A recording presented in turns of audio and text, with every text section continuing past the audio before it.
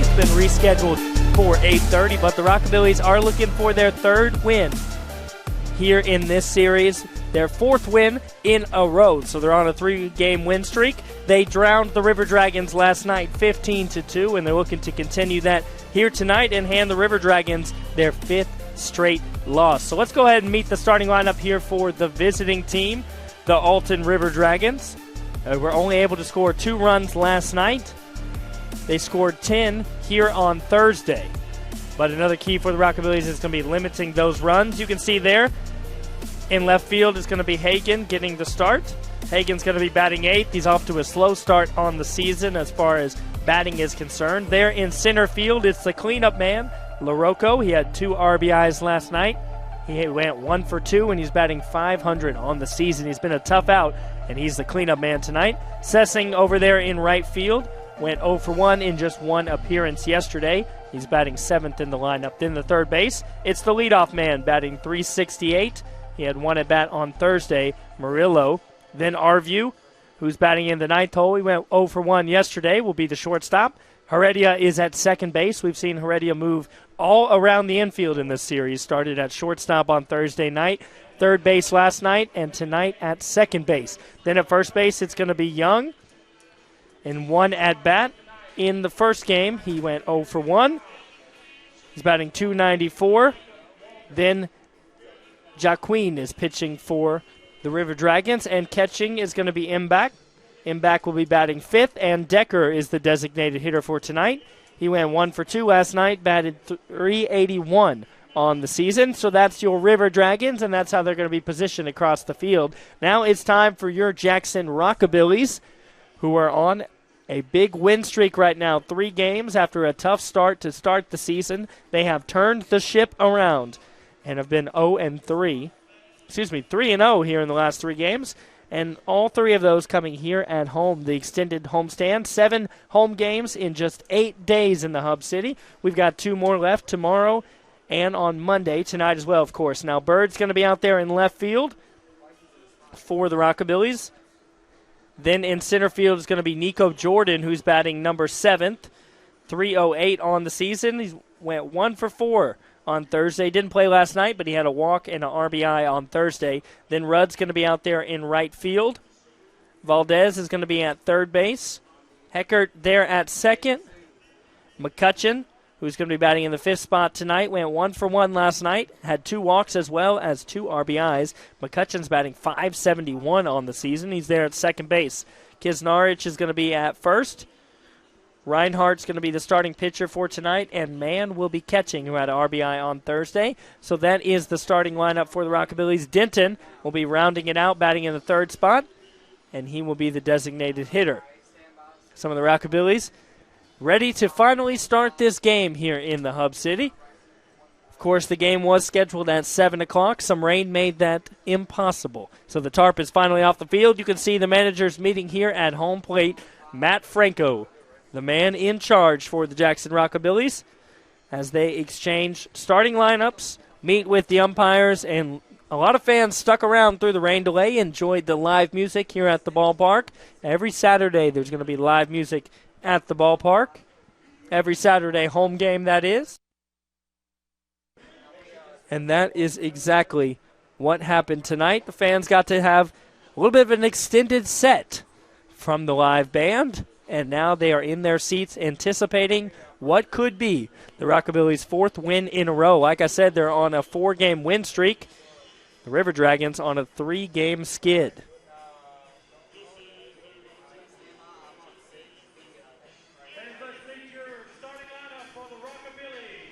And so it's going to be Reinhardt on the mound for the Rockabillys. And here is the announcement of the starters again for the Rockabillys. We'll go now to the mic. The P.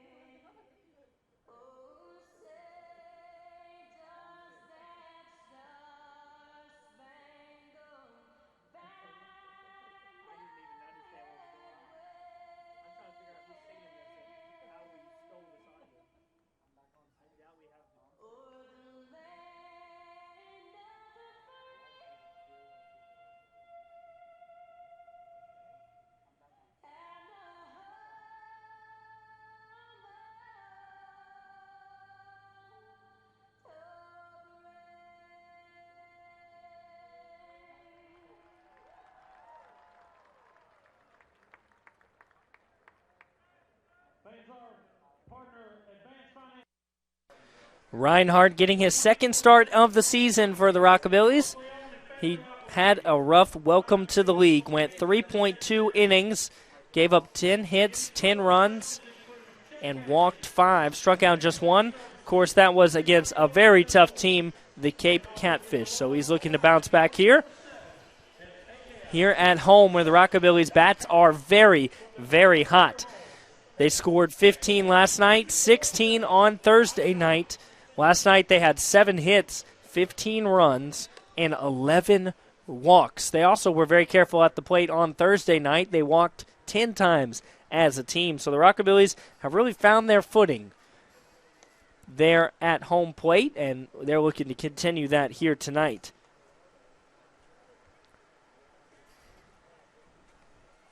And Reinhardt's going to have to face, of course, the top of the lineup. For the River Dragons, it's Murillo, Decker, and Heredia to start out the inning. Murillo batting .368, Decker batting .381, and Heredia, off a good night last night, he went 2 for 3. So we'll see how Reinhardt fares here against the top of the lineup. It's what's going to be probably the most difficult thing for him tonight, guys, with hot bats. And they still hit very well on Thursday night. Last night, against Tyler Smith, they just weren't able to put much together. They were able to get 7 hits, but only converted those for 2 runs. We'll see how the Rockabillys fare here today. Trying to get the sweep against the River Dragons. They drowned them last night. They beat them 16-10 on Thursday night. So the Rockabillys here in this series have scored 26 runs in 2 ball games. That is a crazy stat line there. The Rockabillys bats have just been absolutely a ring of fire so far. Looks like we are just moments away from the first official pitch here.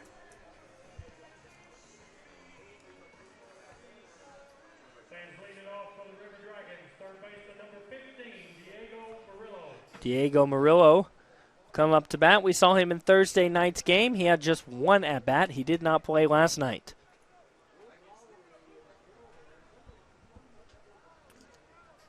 So here will be the first pitch at home from Reinhardt. They're calling the pitch off. I'm not sure what the third base coach is doing, some weird thing.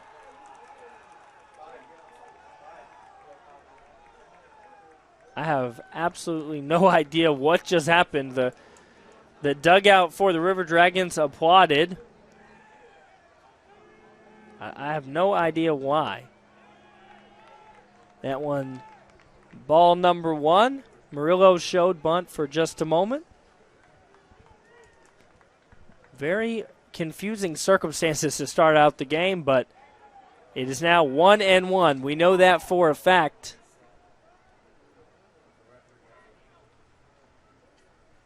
Rockabillys got a late start tonight because of the rain. But the field is dry. They had the tarp out there. Now ahead in the count, 1-2, Reinhardt is.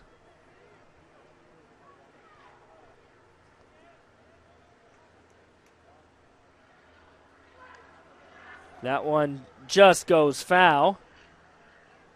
Reinhardt has just 1 strikeout on the season, looking for the second one here.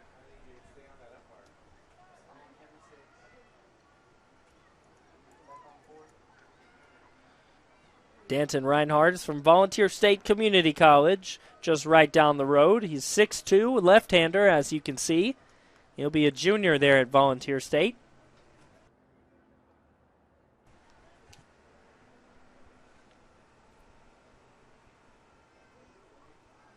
Here comes the 1-2. Reinhardt looking for the payoff pitch. Got him looking right there to start the game with a strikeout. Just a beautiful pitch, and he absolutely froze Murillo.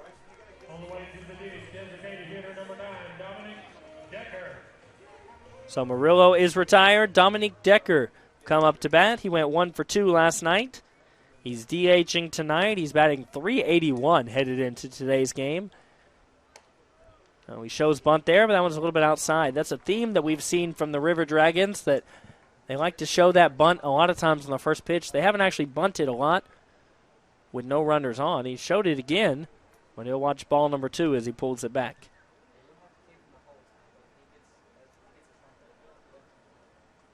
So here comes the 2-0. Decker's ahead.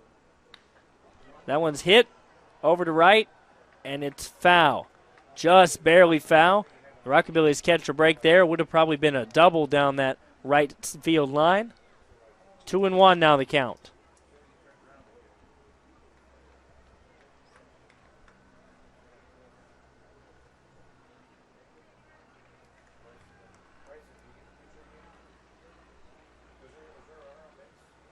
Here's the 2-1. That one curved in there for strike number 2, so it's an even count.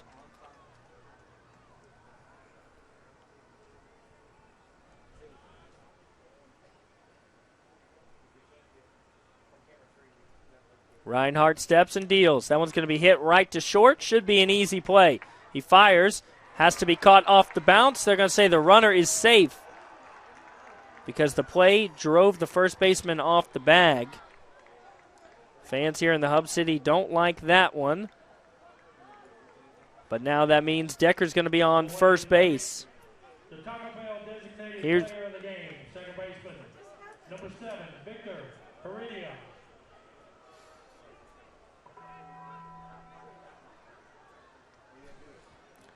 Heredia is going to be up to bat here. The door out there in the outfield is open. Looks like the umpire is telling them to close it in left field. And the left fielder's not going to go out there, but somebody's going to head out there from the bullpen. There's a door in the wall there in left field. And for some reason, it was open. And there you can see it is closing. So we are good to get back into the action. Heredia's at the plate. Decker's on first. Heredia went 2 for 3 last night. 2 of just the 7 hits that the River Dragons were able to put together in a tough loss for them, 15-2. Reinhardt to the plate. That one's hit right between the third baseman and the shortstop. It's through for a single. And now the River Dragons have a little bit going here. So now it's going to be the cleanup man. He's been a tough out. LaRocco had 2 RBIs in yesterday's game, drove in the only 2 runs for the River Dragons. He went 1 for 2, and he enters today's game batting .500. Now that's a little bit inflated because LaRocco's only had 14 at-bats where he put together 7 hits. So, of course, that's going to drop down, but he's on a hot streak right now. That one right in there. LaRocco watches strike number 1.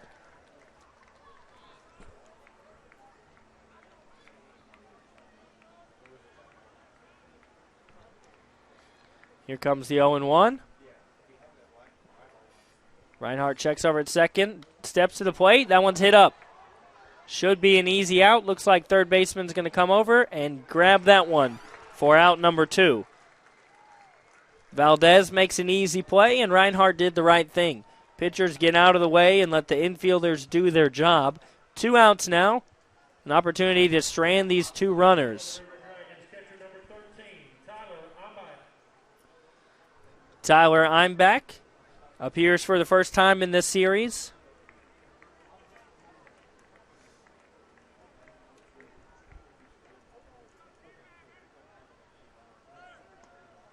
Runners are going. Play at third is going to be close. He's out.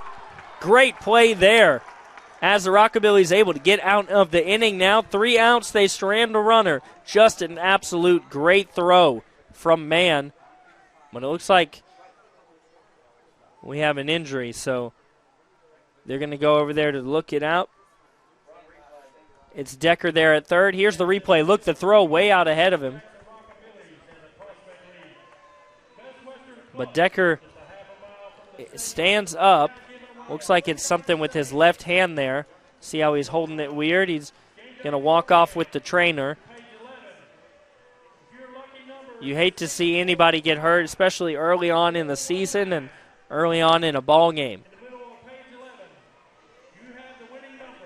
Reinhardt gets the Rockabillys out of what was a tough inning, but no harm done. Just one hit put together for the River Dragons. They reached on an error. They strand one runner, but now the Rockabillys will be due up here in the bottom of the first.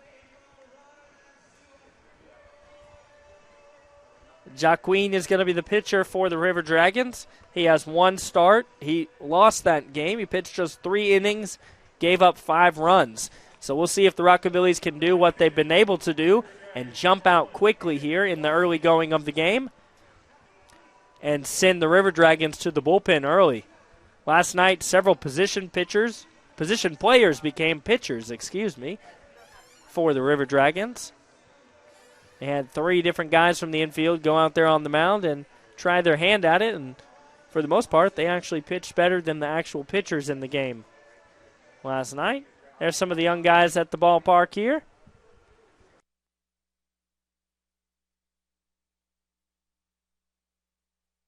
It's going to be Nico Jordan starting out for the Rockabillys. Last game he played was Thursday. He went 1 for 4, had a walk and RBI. And Nico Jordan enters the ball game, batting .308 at the dish.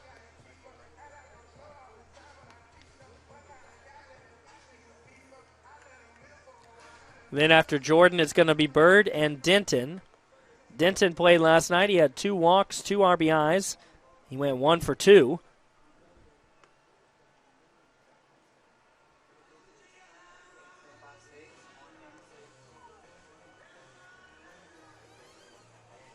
Bird played last night as well, had 2 hits and 2 at-bats, 2 RBIs, and a walk.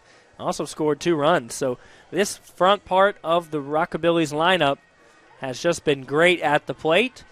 Rockabillys bats all around have been amazing the last 2 nights. They're looking to continue that tonight and get the sweep of the River Dragons. River Dragons were run-ruled in 3 out of their last 4 ball games. So they've been struggling. The Rockabillys trying to add insult to injury here on a Saturday night. And here comes the first pitch to Nico Jordan. Swing and a miss for strike number 1.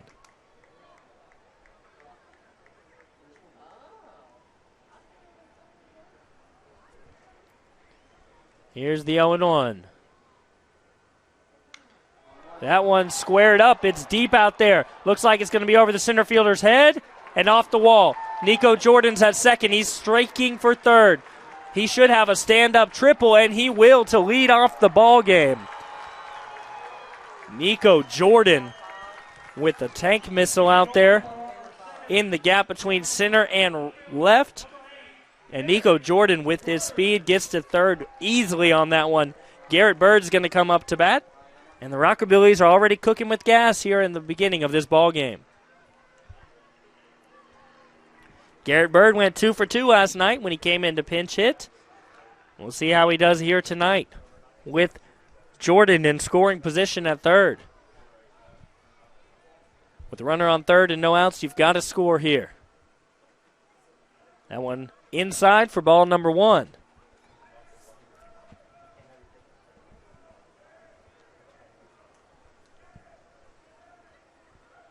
Here's the 1-0.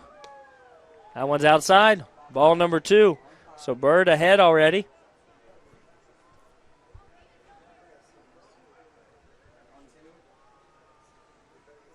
Jordan getting a big lead at third, trying to put pressure. That one's out to left field, and it's going to be down. So Bird drives in the first run of the ball game, and he's got an RBI single. So the Rockabillys once again strike first on the River Dragons. It's 1-0 with no outs here in the top of the first.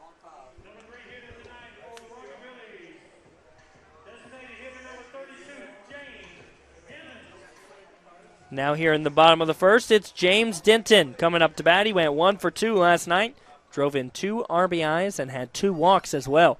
Rockabillys lots of walks the last couple nights. 11 last night, 10 on Thursday. That one's high, ball number 1. Rockabillys have just been seeing the ball really well. They had a rough start to the season, and then suddenly the bats started going. They had a good comeback win for their first win. They won the last 2 against the River Dragons the last 2 nights. That ball's down. Bird's headed for second, and he's going to be there easily. So Bird now in scoring position.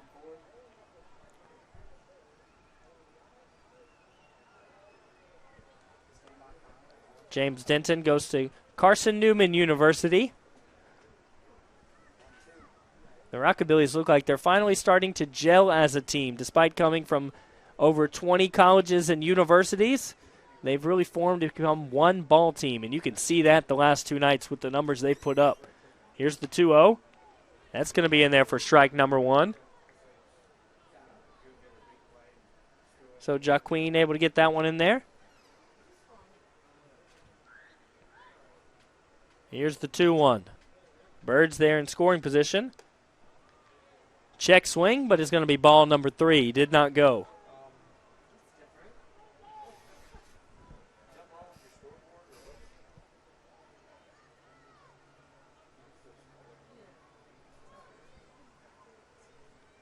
Here's the 3-1 to Denton at the plate. Way down in the dirt. Ball number 4. He loses him. So now runners on first and second. The Rockabillys continue. It's going to be a quick conference call at the mound.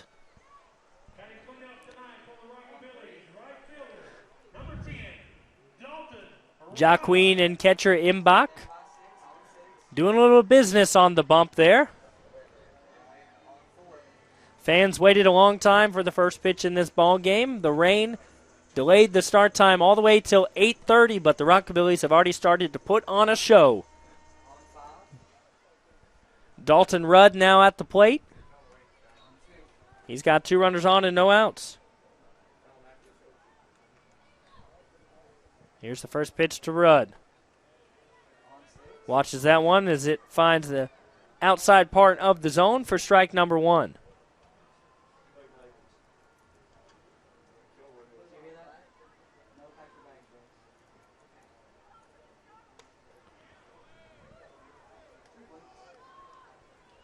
One and one now the count.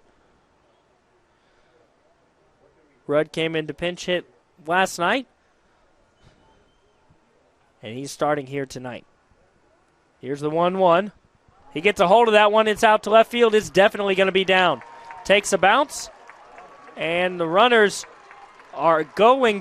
Here's going to be a run come around to score, and Rudd to second. Looks like there was some trouble out there in left field to get a hold of the ball, and the Rockabillys took advantage of it to come around and score the second run of the ball game.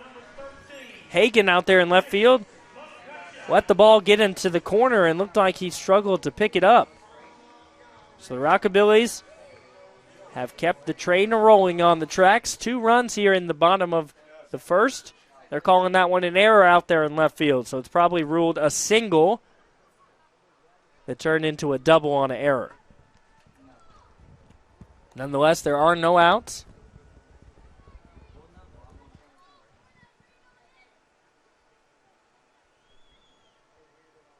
Here's the pitch. Big leads for the Rockabillys on second and third. It's McCutcheon up to bat. McCutcheon went 1 for 1 yesterday. He walked twice and had 2 RBIs. He's batting .571. He gets a hold of that one, but it's going to be foul. It's Denton on third, Rudd on second. No outs. And here's the 1-1 to Jake McCutcheon from Missouri State. That one's going to be outside. 2-1 now the count.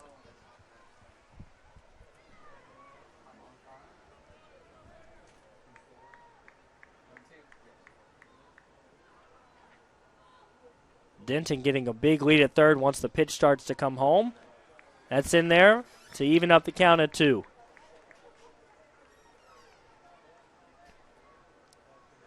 McCutcheon. It has a tied here, 3-3. Excuse me, 2-2. That's 3-2. So it's a full count. No outs. They do have a place to put McCutcheon, but they don't have any outs.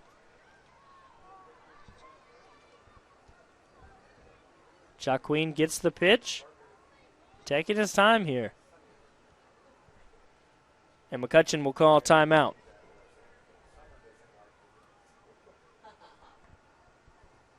Here comes the payoff pitch, full count. McCutcheon gets a hold of it and fouls that one off to keep the at-bat alive.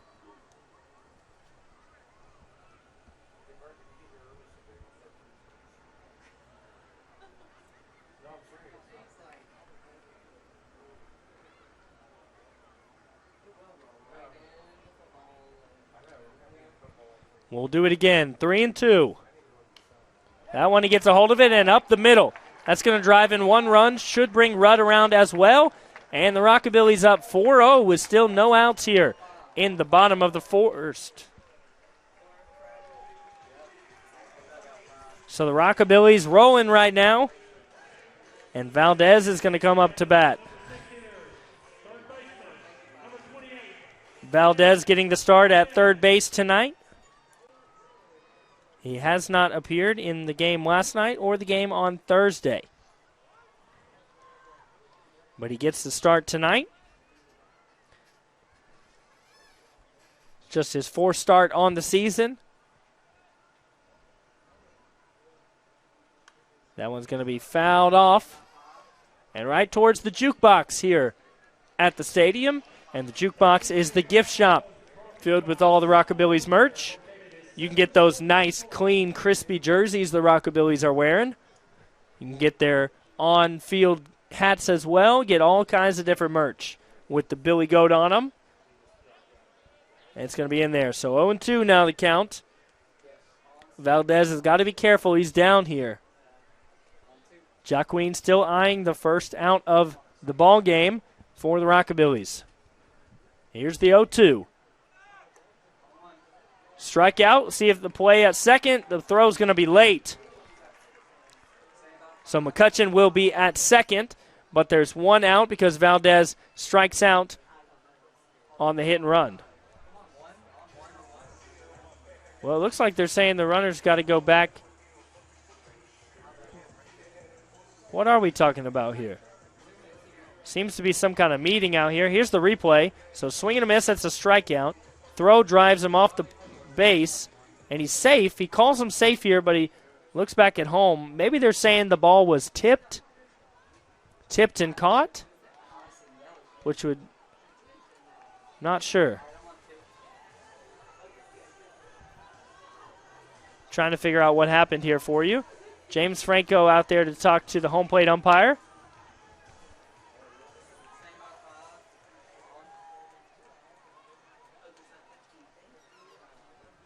I'm wondering if the ball was tipped and caught.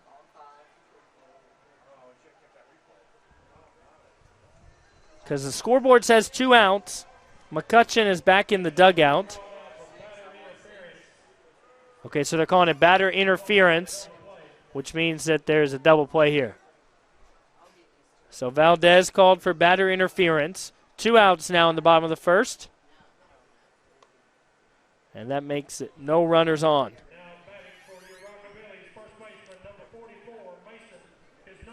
Mason Kisnarich at the plate. And he's behind 1-1.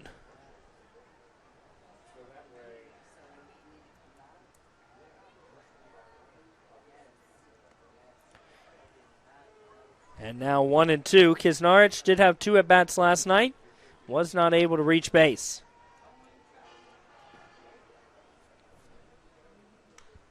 He gets a hold of this one. It's deep out to center, but it should be playable.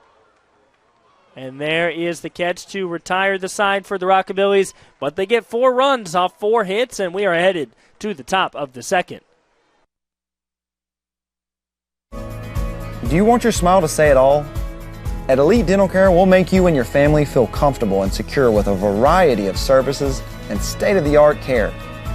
We offer sedation dentistry that will make your time in the dental chair comfortable and relaxed. Come by and see our newly renovated and expanded office in Jackson or one of our other convenient locations in Trenton or Dyersburg. Trust your smile with Elite Dental Care and let your smile say it all. Here at Carlock Automotive of Jackson, we have it all. New car savings, quality used cars. We repair all makes and models. We can even buy cars. I don't think I have to say it. Downtown is thriving and the Blacksmith Restaurant is leading the pack. From the rustic dining room to the unmatched patio, eating local with family is what we're about. Live local, eat local, relax local.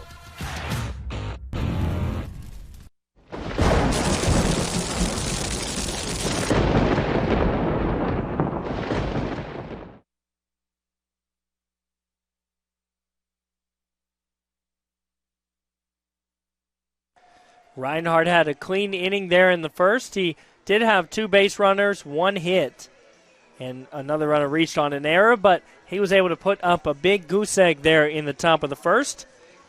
And now he's going to have it a little bit easier here. He should face Young, Sessing, and Hagen. So the middle of the order for the River Dragons.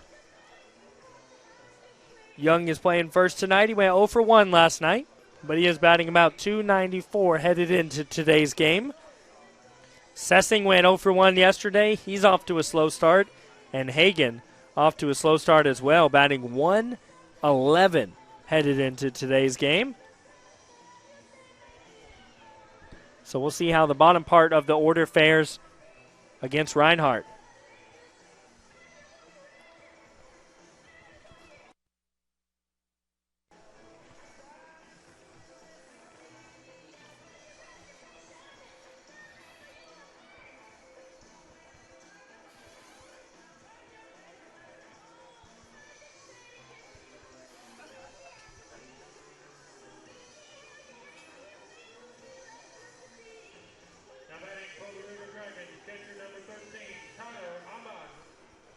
Tyler Imbach at the plate now, the catcher. So it'll be Imbach, Young, Sessing.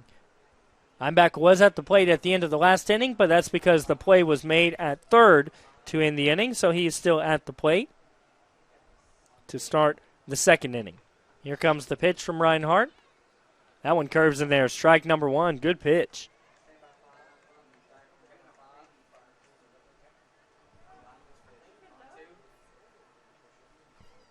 Here comes the 0-1, and he loses that one. It's going to hit Imbach, so Imbach will take first to start out the inning here. Next up for the River Dragons, first baseman, number 24, Eli Young.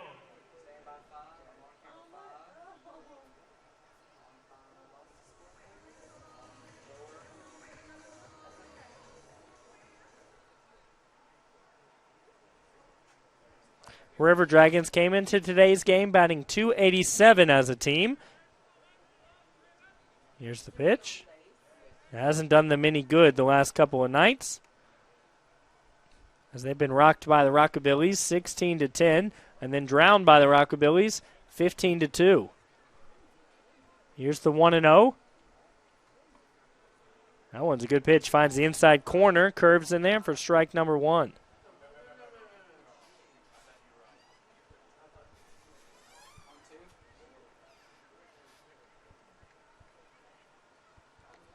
Loses that one. I believe it actually hit him. So Eli Young will take first. 2 hit batters in a row. So a little bit of trouble in the early going here in the second inning. Imbach and Young both hit by wild pitches. That's going to bring up Sessing, who went 0 for 1 yesterday.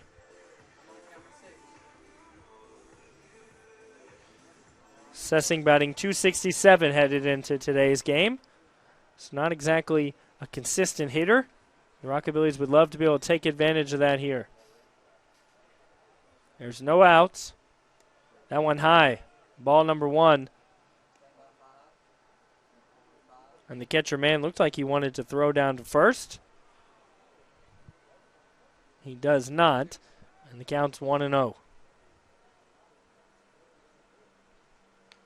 Shows bunt. Bunts it right down the third base line, but is going to tail foul. Good job by third baseman Valdez to read that one well, realize it was curving to the left, and to let that one go foul, because he would have had a tough play towards first. Would have been a tough throw just to get that out, and the runners would have advanced. So we'll do it again. We'll see if Sessing shows bunt again.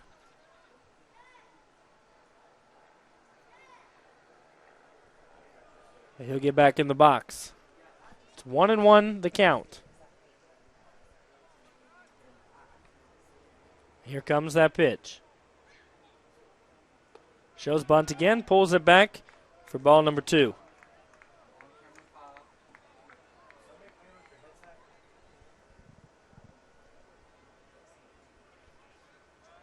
So Sessing ahead in the count, 2-1. Likely he'll show bunt here. He does.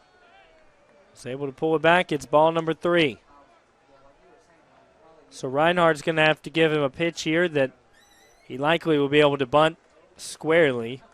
3-1 is the count. There's no outs.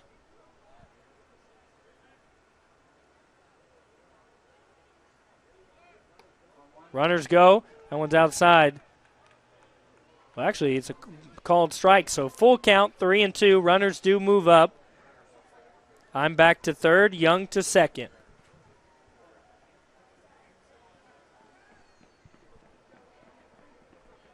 Reinhardt really needs to get Sessing here with no outs and runners on second and third. That one's hit out to right. It's going foul, though, and it's going to be way out of reach. So the at-bat continues.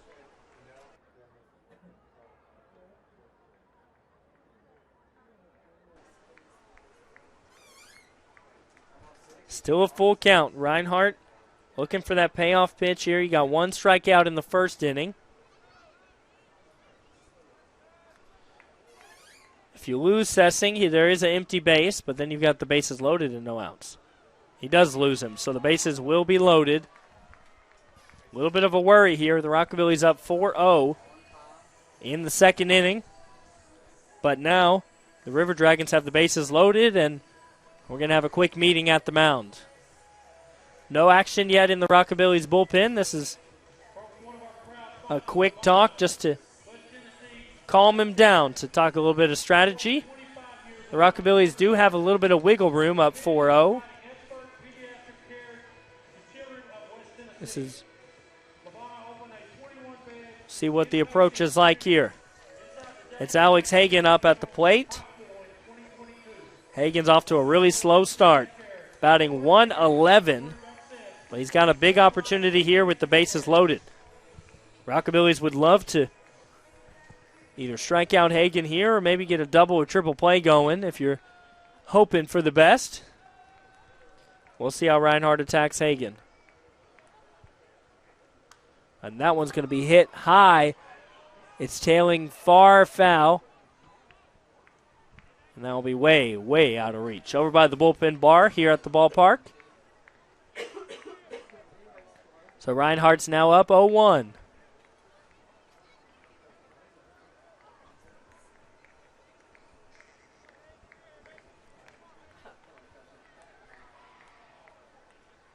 Reinhardt steps and deals.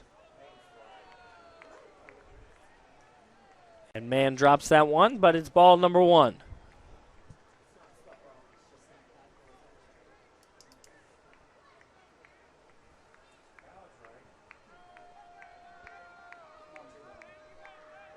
Here's the 1-1. That one's outside for ball number 2.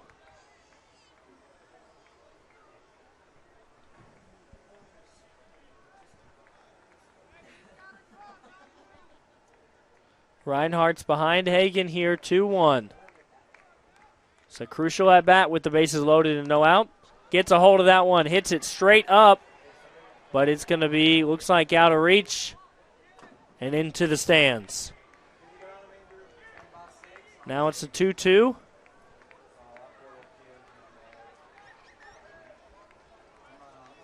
It's always a scramble for a ball like that up in the stands.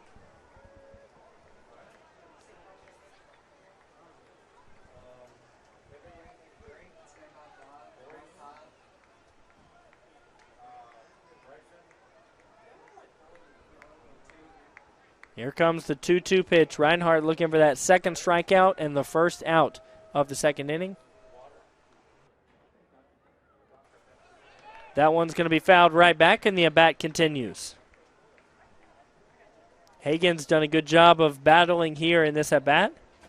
Fouled off a couple once he got to 2-2.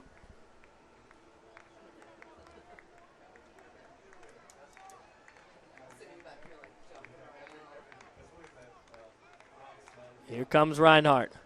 Got him. And the bat is just launched out of Hagen's hand. Dangerous there. He loses the bat, but he strikes out. That adds a little bit of insult to injury.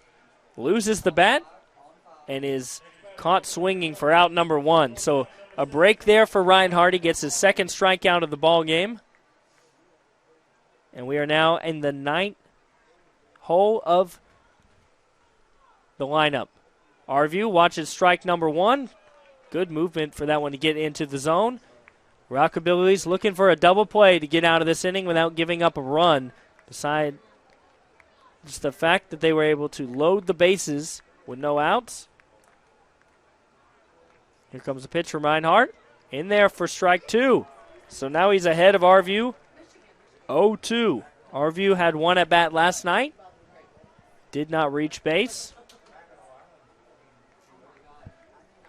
Here's Reinhardt, 0-2. He's got a couple of pitches to toy with. Tries to go inside. Looked to me like he maybe found the inner part of that zone, but umpire stands still and signals ball number 1. But Reinhardt still ahead, 1-2. 1 out, the bases are loaded. Here's the pitch. Almost got him to go, but it's 2-2.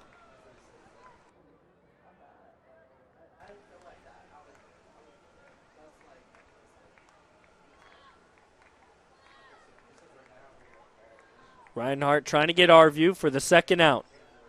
Here's the pitch, 2-2. High, and the count goes full. So a dangerous pitch here from Reinhardt. River Dragons an opportunity to walk in their first run of the ball game. But this could be a strike and record the out. Course could be put in play. We'll see right here, 3-2.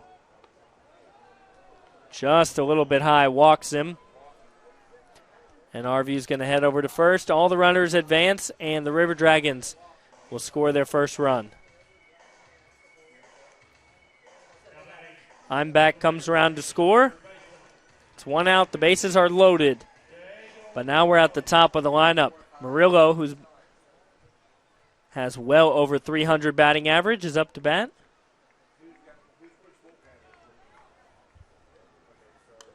He gets a hold of that one, but it's going to be well foul. Diego Murillo came into today's game batting .368.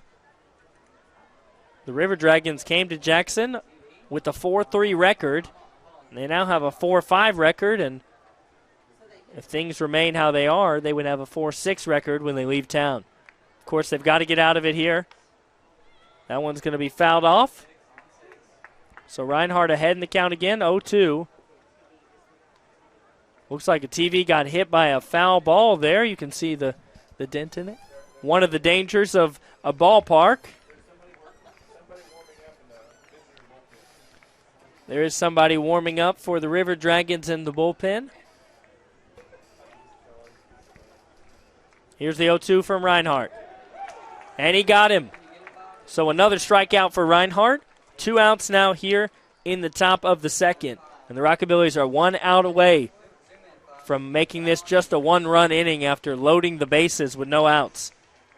So Murillo struck out twice by Reinhardt. He was caught reaching for that one. Decker's now up to bat. Decker's 0 for 1.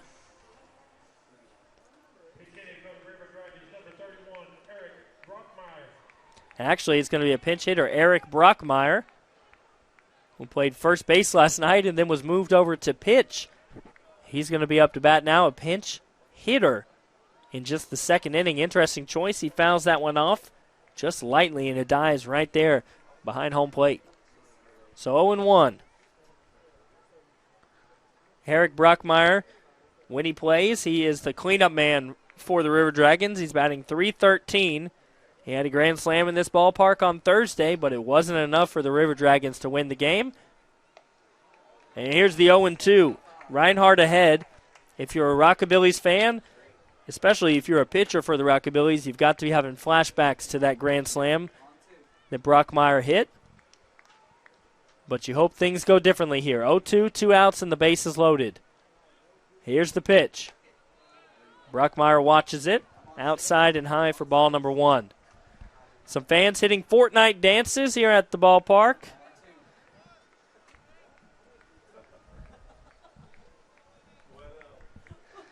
They never shy away from a camera. 1-2. Swing and a miss. Got him. He strikes out the side. And the damage is done. 1 run scored, but 3 runners stranded. As Reinhardt gets out of the inning after getting the first 3 batters on base, he strikes out 3. And now it's 4-3 headed to the bottom of the second.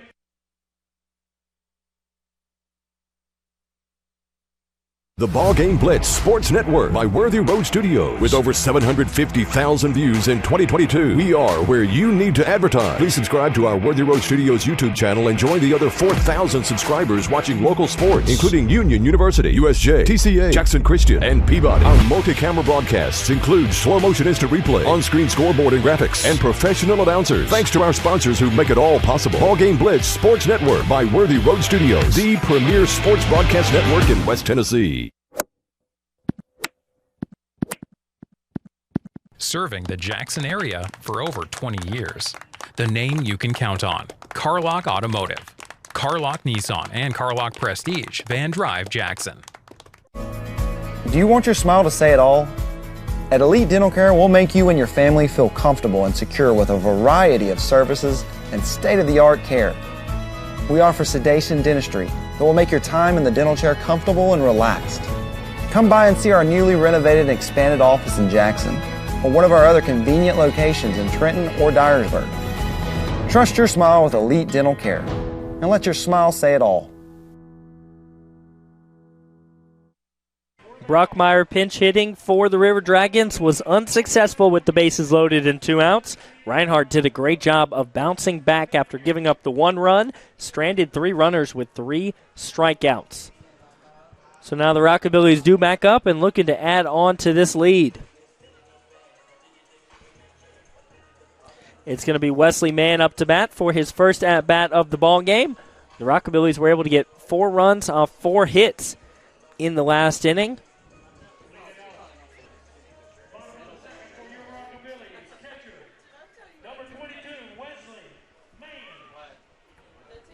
They enjoy a 3-run lead, but they were up 4-0 before the top of the second.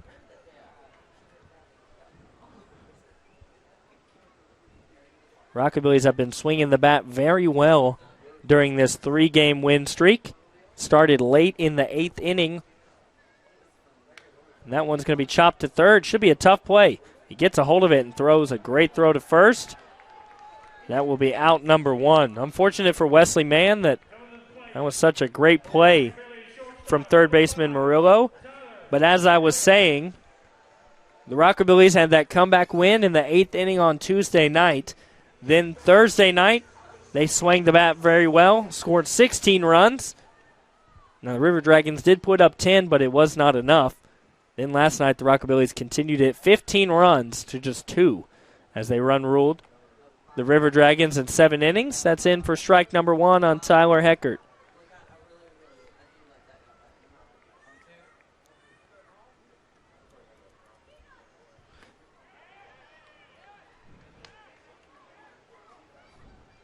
They check over there. They say that he did not check the swing. So 0-2 is the count. Tyler Heckert still looking for the first hit of his Prospect League career. That one's well inside. So 1-2.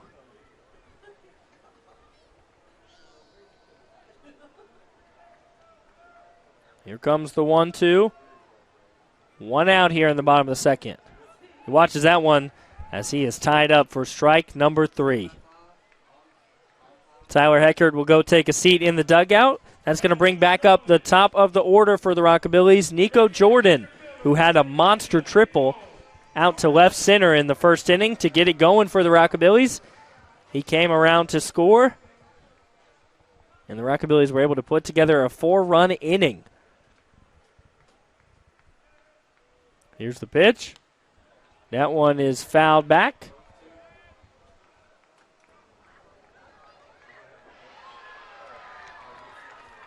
The young man got a super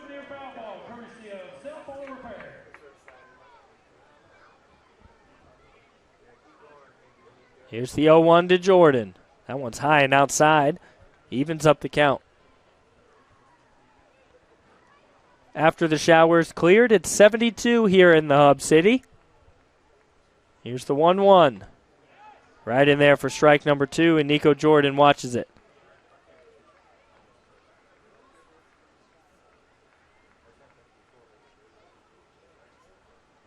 So here's the 1-2 to Jordan. He's trying to extend the inning for the Rockabillys. Check swing, but he lets that one go. So 2-2.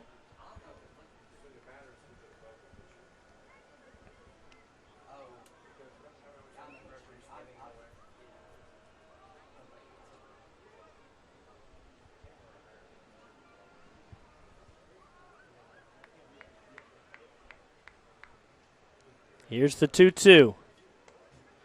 That one high for ball number 3, so it's a full count to Nico Jordan.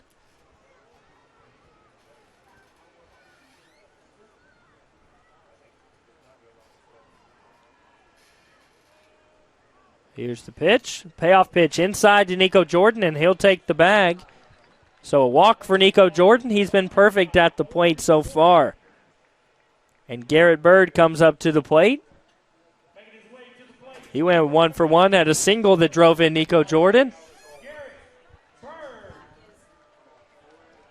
So the Rockabillys here with 2 outs have something going in the bottom of the second.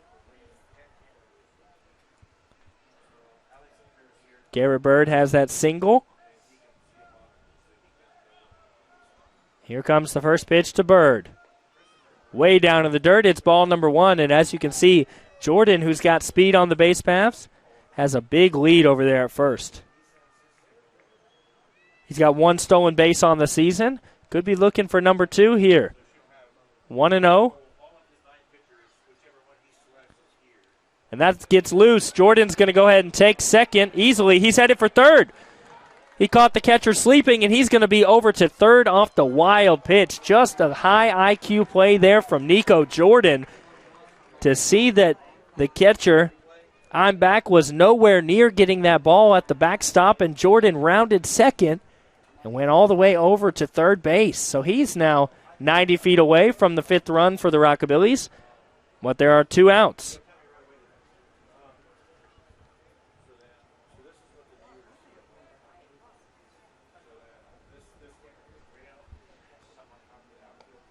That one's outside, ball number 3. So Garrett Bird way ahead here. He's got to be careful here. 3-0. If it's not anywhere near, he's definitely not swinging.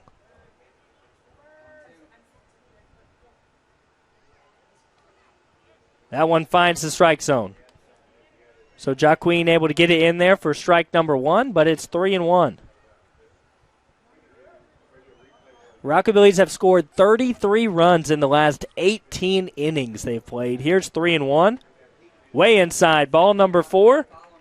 And Bird will take first base. So that's going to be the 3rd walk for Jaqueen in the ball game. The last 2 nights, the Rockabillys have had double-digit walks. Last night they had 11 walks in just 7 innings. Thursday night they had 10 walks in 9 innings. And tonight they've got 3 walks in less than 2 innings. James Denton's at the dish. He walked in his last at-bat. Jaqueen's going to step off the mound.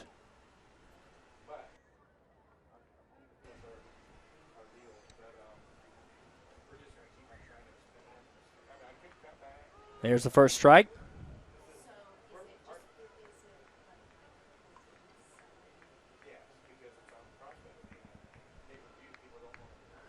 Oh, 0-1 is the count. 2 outs. James Denton gets a hold of it, but it's right to the pitcher, and that'll be the end of the inning. So the Rockabillys are retired. They strand 2 here at the bottom of the second, but they lead it 4-1 as we head on to the 3rd inning.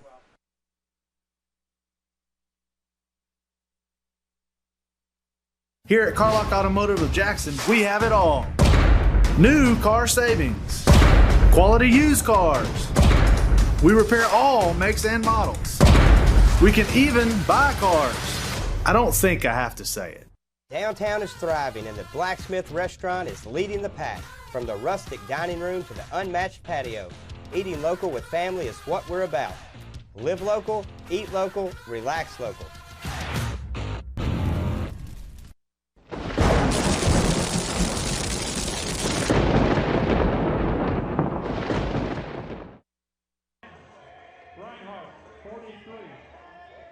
JR has made his way here into the ballpark, and he's meeting and signing autographs for some of the young fans. There's nothing quite like wearing your own jersey to the ballpark. That's core memory for a lot of these youngins. And the Rockabillys lead right now 4-1. They're ahead early. And as I mentioned, just a crazy stat. The Rockabillys have scored 33 runs in the last 19 innings. Just been playing some great baseball here. JR's signing this baseball here and put it real close to his eye. Reinhardt's got through 2 so far, gave up just the 1 earned run. He struck out 4, but he's been in some scary situations. He got out of the bases loaded in the last inning with just giving up the 1 run. He stranded a runner in the first inning on second. You can see our new 2-view shot here where you can see JR there in the left bottom corner, and in the right you see all the action from the game. Victor Heredia, who's 1 for 1 in the ball game, comes up to the plate.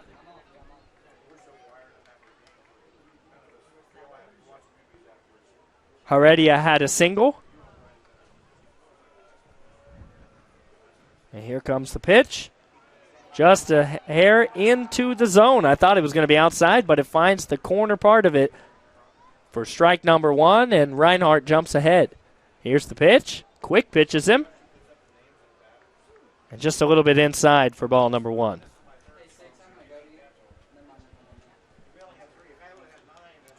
Here's the 1-1. Swing and a miss.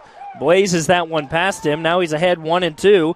Reinhardt looking for his 5th strikeout of the ball game. Came in today with just 1 strikeout. He's got 4 already in 2 innings. Here's the pitch. Just a little high.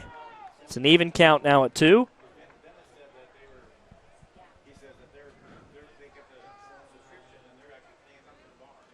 Here's the 2-2.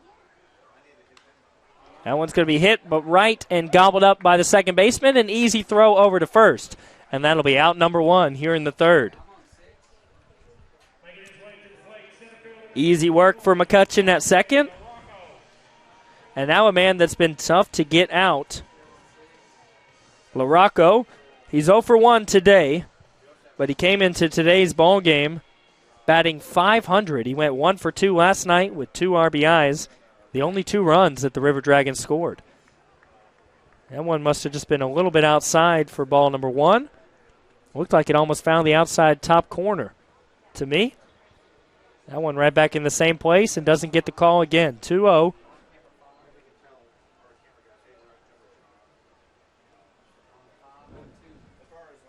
Reinhardt behind. And there's 3-0.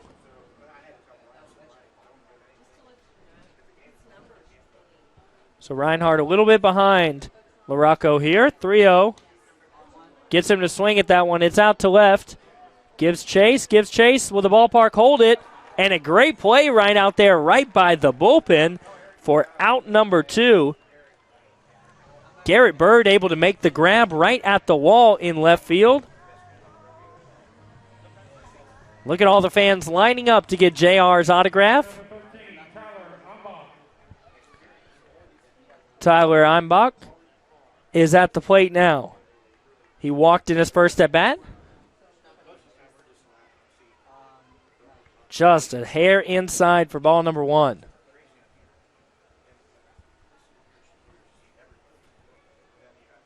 Here's the 1-0. Finds the zone to even up the count.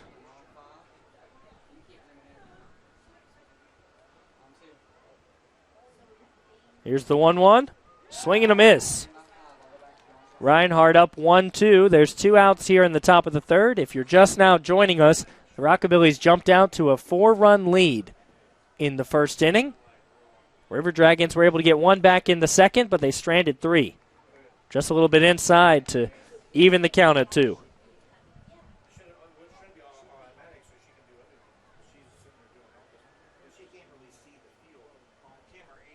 Here's the 2-2. Reinhardt going for the strikeout. Oh, doesn't get the call. That one found just the right outside part of the zone, if you ask me, but apparently the count is full. So Reinhardt will have to do it again. The payoff pitch here with 2 outs, time back. Here's the pitch. Gets him to swing. That's lifted out to left field. Should be an easy play. And there to make the play is Bird. So 3 up, 3 down here in the top of the third for the River Dragons, and the Rockabillys are due up.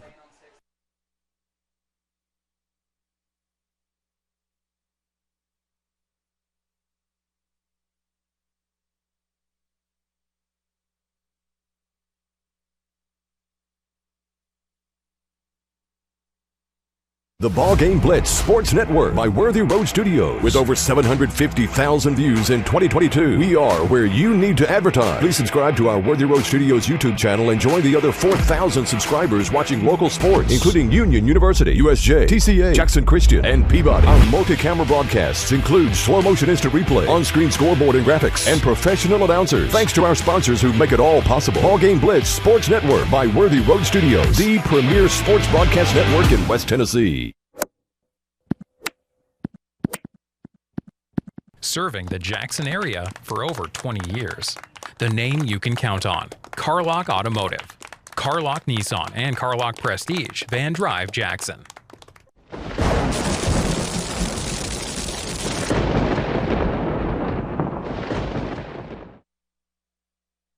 After giving up the 4 runs in the first inning to the Rockabillys, Jacqueline has settled in there on the mound. He has not allowed any hits. He has walked 1. But right now he's at 45 pitches, cruising a little bit. Got through the second. Stranded 2 runners on the corners. And he's still up here in the third. Now there was some action in the bullpen for the River Dragons, but it looks like they've selected to leave Jacqueline out there on the mound. And he's going to face Dalton Rudd, who's 1 for 1 with an RBI in the ball game. Then it'll be McCutcheon, who's 1 for 1, and Valdez.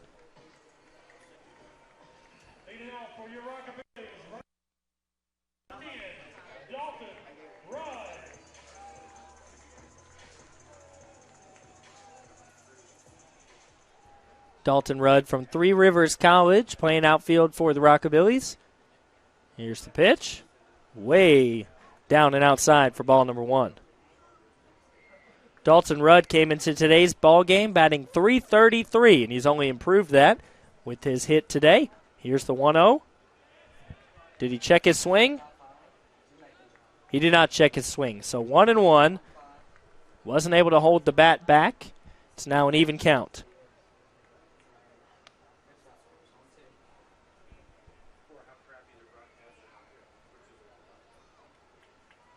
Rudd had the double to drive in a run in the first. Here's the 1-1. Down in the dirt for ball 2.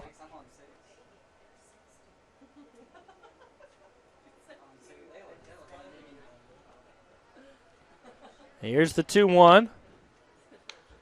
Rudd gets a hold of it. It bounces towards third. And there to make the play, just a step in front of Rudd. Murillo throws him out. And that's out number 1 here in the bottom of the third. Coming to the plate for your Rockabillys, second baseman, number 13, Jake McCutcheon. That brings up Jake McCutcheon, though. He's got a hit in today's ball game. He drove in 2 RBIs with the single. Here's the pitch. Watches that one. Just a hair high for ball number 1. McCutcheon batting .625 headed into today's ball game. Hits that one foul, but it's high off to the left. McCutcheon entered today's game with 8 at-bats. He had 5 hits. Now in 9 at-bats, he's got 6 hits. So he's been on a tear there at the plate to start the season. Here comes the 1-1.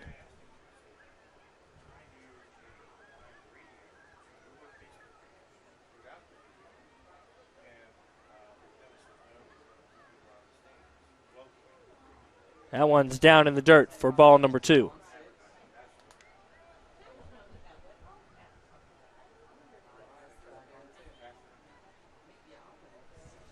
Here comes the 2-1 to McCutcheon. He gets a hold of that one, but is right into the glove of the second baseman for out number 2. Heredia was there and ready. So the Rockabillys now with their last out here in the bottom of the third. It's going to be Brandon Valdez at the plate. Brandon Valdez has only had 10 at-bats headed into today's game and 1 today. So he's got 2 hits in those 11 at-bats. Here's the pitch. He watches that one as it's right there at the knees for strike number 1.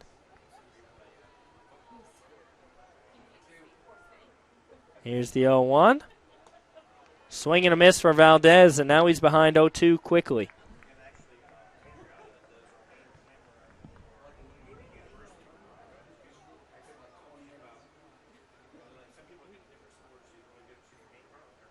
Here's the 0-2.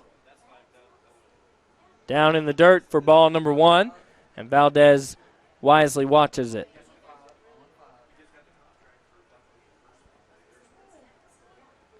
Now tomorrow night here at the ballpark, the baby goats are going to be here. Here's the 1-2. Valdez chops that one back, and it's going to be off Einbach's foot. He's going to try to walk that one off. The ball went straight back, hit him in the foot. He'll take a little trot around.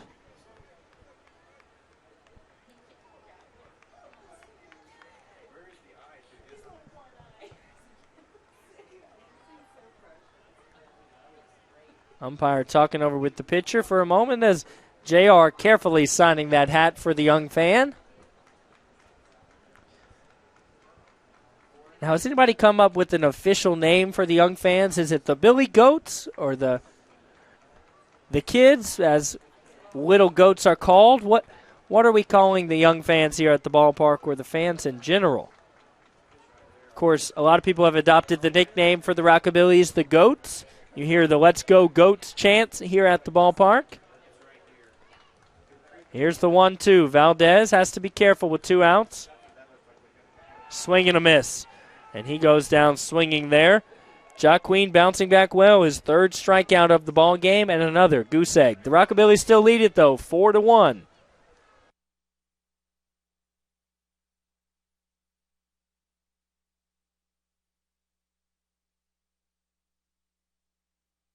Here at Carlock Automotive of Jackson, we have it all. New car savings, quality used cars. We repair all makes and models. We can even buy cars. I don't think I have to say it. Downtown is thriving, and the Blacksmith Restaurant is leading the pack. From the rustic dining room to the unmatched patio, eating local with family is what we're about. Live local, eat local, relax local.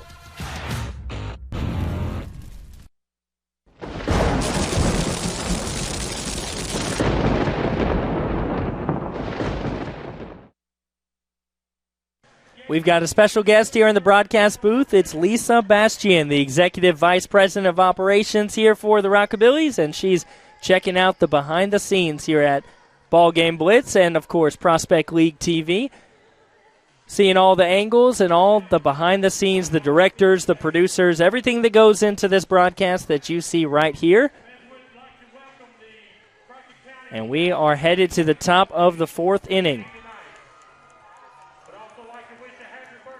It's still Reinhardt on the mound. He's really settled in after 2 scary innings. He did give up the 1 run there in the top of the 2nd inning.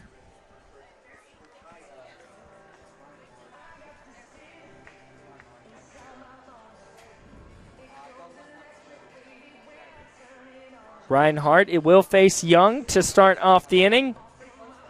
Then it'll be Sessing and Hagen. Young's 0 for 1 with the walk. Sessing with the walk as well. That's part of what produced that scare and that one run there in the second inning. Hagen is 0 for 1.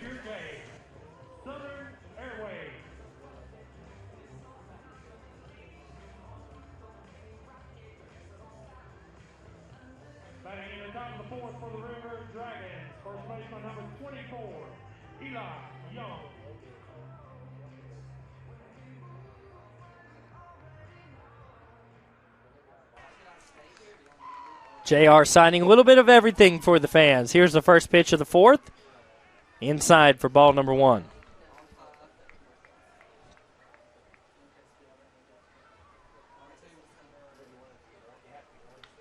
That one's going to be hit squarely right to third. Should be an easy play. And the throw over is in time for out number 1. Off just the second pitch here in the inning. A beautiful throw from Valdez over to first. Valdez has been active over there at third, has had a lot of ground balls hit his way.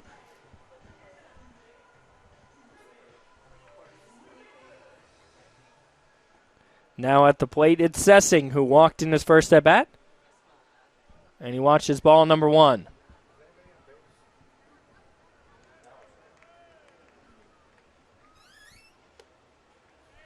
Sessing watches ball number 2 there. He's ahead in the count.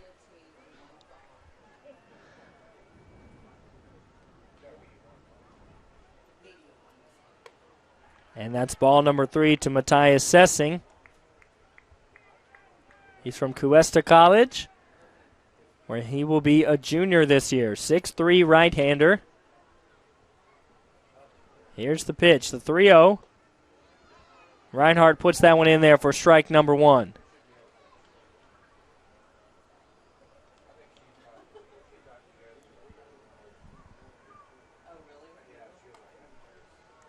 And he loses him there. Ball number 4. So Sessing walks in his second at bat, his second walk of the ball game.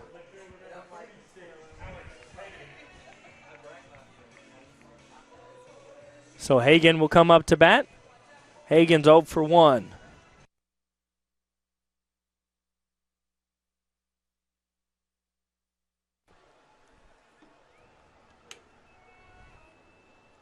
So Sessing now on first. There's one out. That one's inside. Ball number 1 to Hagen.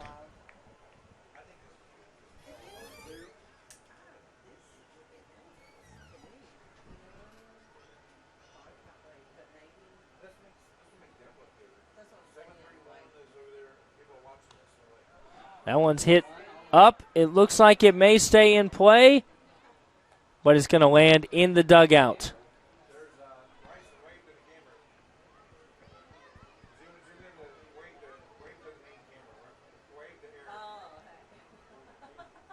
You can see one of our great cameramen here at BallGame Blitz, right there in the middle of the action in the camera well, making sure that we get all the great shots.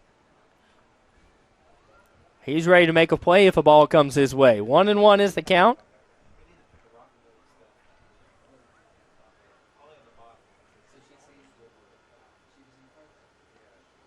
That one's way inside. Ball number 2.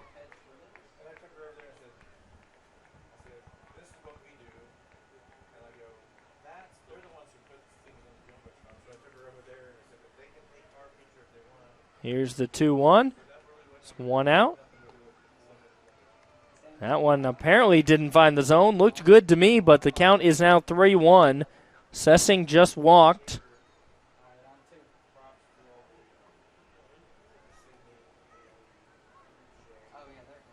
Here's the 3-1 to Hagen.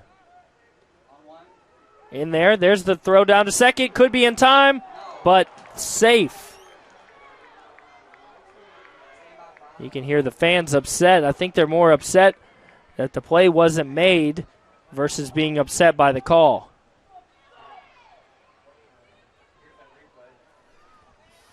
Here's the replay. You can see the throw to home. Look, a great throw from the catcher, but the tag was, he swiped and missed his leg. So Sessing able to get in safely because the tag wasn't applied. Here's the full count, and that one's chopped right back. Sessing was beat by the throw, but the Rockabilly is just not able to actually apply the tag, unfortunately. Here's the full count with one out. We'll do it again. That one's hit a mile high. It's right there behind second base, and it'll be light work for the second baseman, McCutcheon. That's the second out of the inning. Nico Jordan, the center fielder, has a little bit of a chat with McCutcheon. All friendly words, of course. So Hagan is the second out of the inning. That brings up Arview, the ninth hitter, shortstop. But Sessing is in scoring position there at second.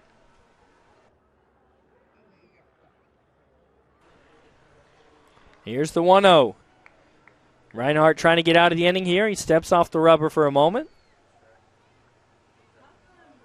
Arview goes to Western Kentucky University, my parents' alma mater. That's first on useless information for tonight. But do with that what you will. That one's hit out to center. Nico Jordan trying to run on.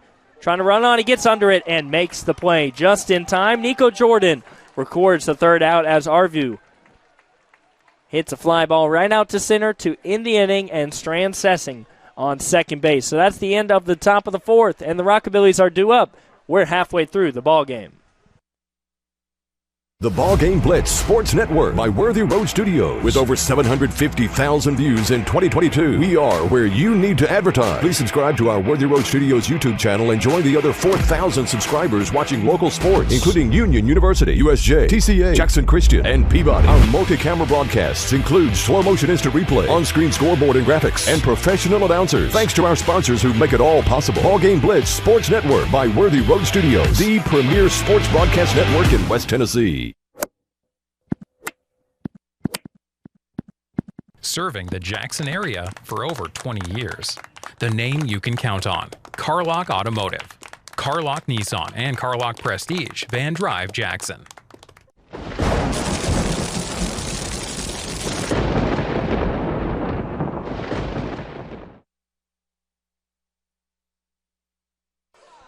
Still Jacqueline on the mound. He's really settled in since the Rockabillys got that 4 in the first inning. He's on here to pitch the fourth. It's going to be Kisnarich up to bat, followed by Mann and Heckert. So the bottom three in the order for the Rockabillys. But they're looking to get something going here in the second half of the fourth.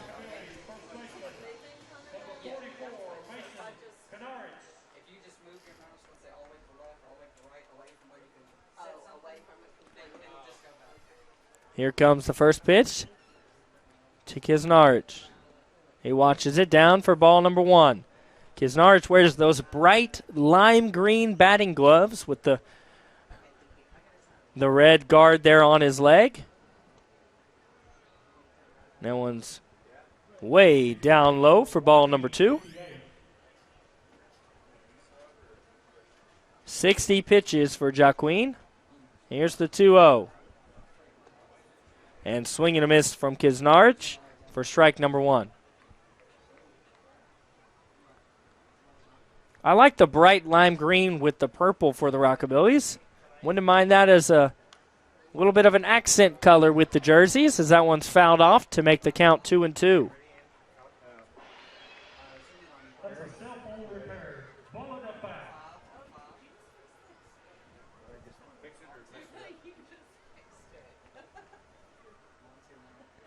Here's the 2-2.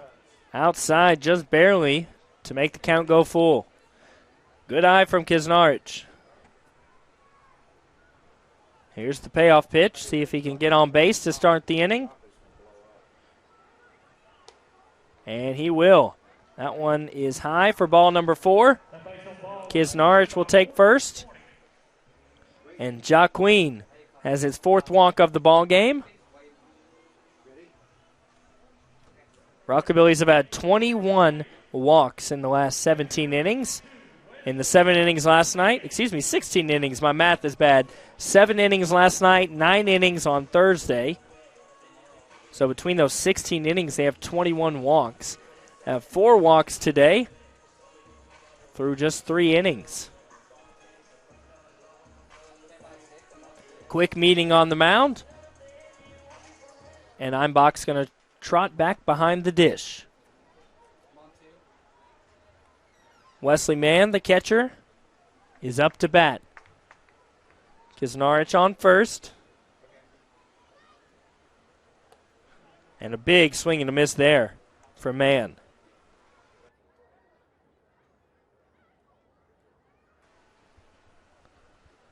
Jaquin ahead 0-1.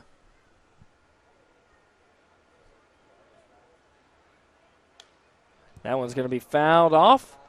So quickly 0-2 as that one heads into the green area there in the stadium. Nice grassy hill over there in right field, foul. It's actually a great view of the stadium and a great view of the field from over there. 0-2 to Mann. Here's the pitch. He's going to foul off anything close or put it in play. He watches that one. Inside at the knees for ball number 1.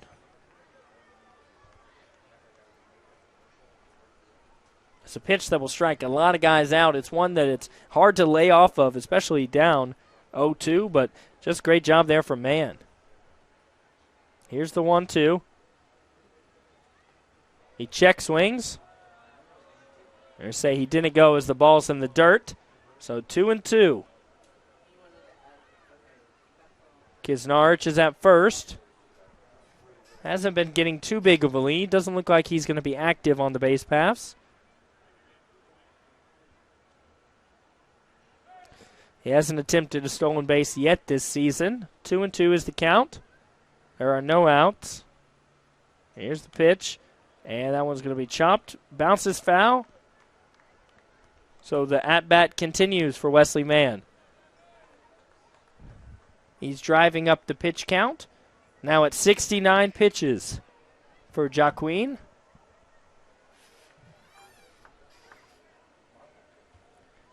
Respectively, Reinhardt has 75 pitches. Here comes the 2-2 with no outs. That one's going to be hit. Could be a double play ball. Out at second. And that is going to draw first baseman off the bag. Mann's going to be safe at first, but they do get the lead runner at second. Kisnarich will go take a seat in the dugout. And now the 9-man for the Rockabillys, Tyler Heckert.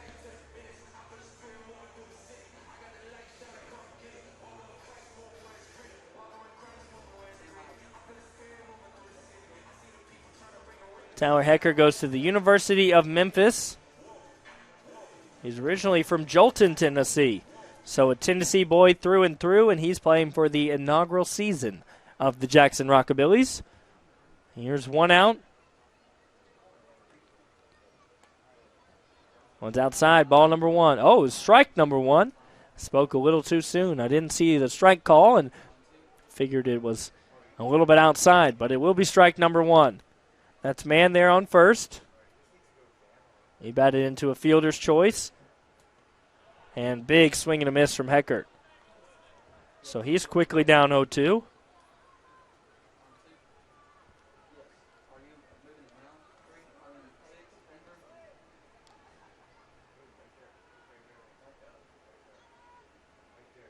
Here's the pitch. Way down in the dirt.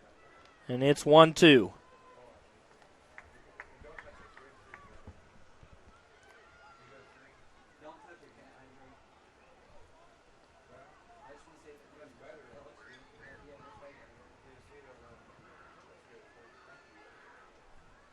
Jaquin checks over at first, and a swing and a miss there from Heckert. He looked like he half-heartedly swung at that one.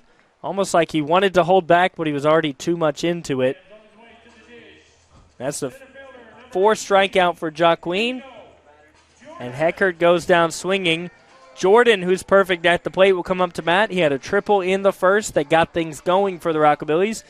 Then he walked in the third. And here he is again.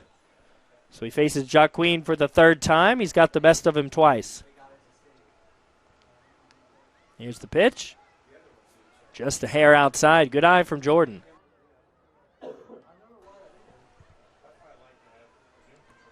With 2 outs, we could see man running at first.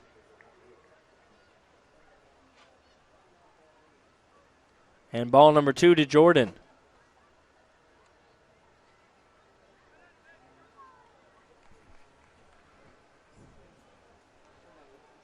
(2-0) to Jordan. He's way ahead in the count. He did walk in that last at bat.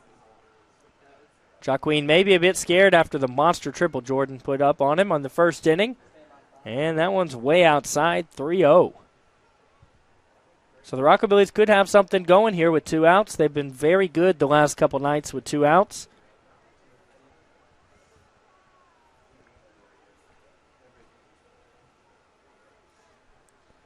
Here's the 3-0.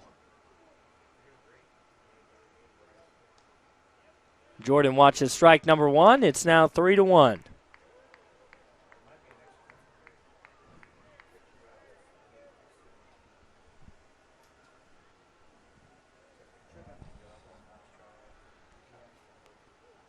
Jordan awaits the 3-1 from Jacqueline.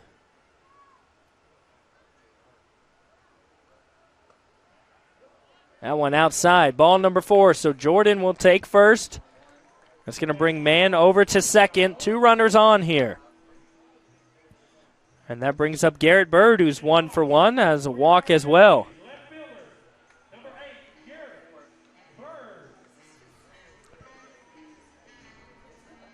See what Garrett Bird can do here. There's going to be a meeting at the mound. We'll see if they pull Jacqueline. Looks like they're just going to talk it over right now. I don't see a lot of action over in the bullpen for the River Dragons. Don't really see much at all.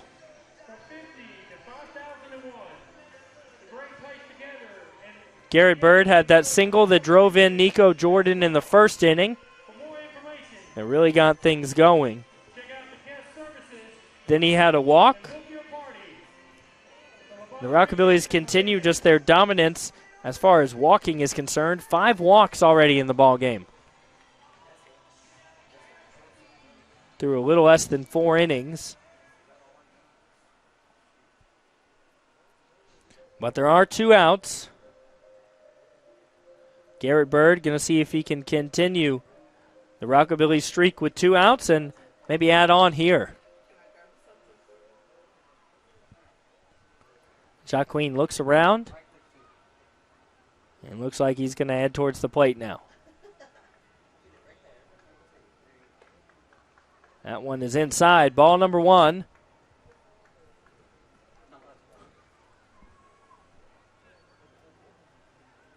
Double-digit walks the last 2 nights for the Rockabillys. That's really been a key point in their success the last couple nights. That one bounces in. Good job for Meinbach to be able to corral that one in. 2-0.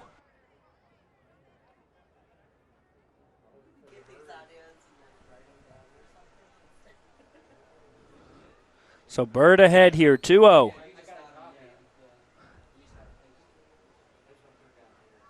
Man and Jordan at second and first respectfully.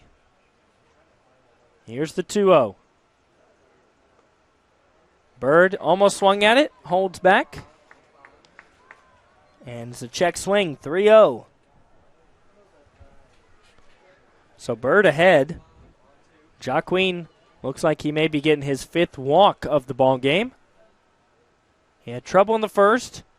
He's put up 2 shutout innings since then. And Bird swinging a miss there. So it's 3-1. Bird had the green light with the 3-0 count. Doesn't get a hold of it.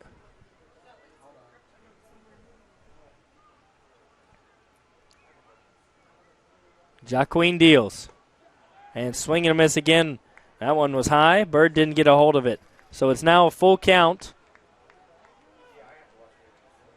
Now here's an important payoff pitch. 2 runners on, 2 outs.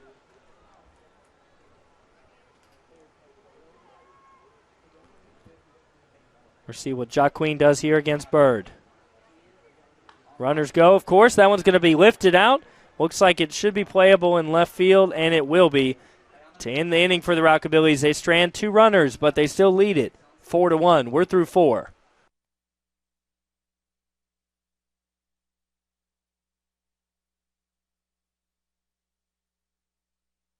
Do you want your smile to say it all? At Elite Dental Care, we'll make you and your family feel comfortable and secure with a variety of services and state-of-the-art care. We offer sedation dentistry that will make your time in the dental chair comfortable and relaxed. Come by and see our newly renovated and expanded office in Jackson, or one of our other convenient locations in Trenton or Dyersburg. Trust your smile with Elite Dental Care, and let your smile say it all. Here at Carlock Automotive of Jackson, we have it all. New car savings, quality used cars. We repair all makes and models. We can even buy cars. I don't think I have to say it. Downtown is thriving, and the Blacksmith Restaurant is leading the pack. From the rustic dining room to the unmatched patio, eating local with family is what we're about. Live local, eat local, relax local.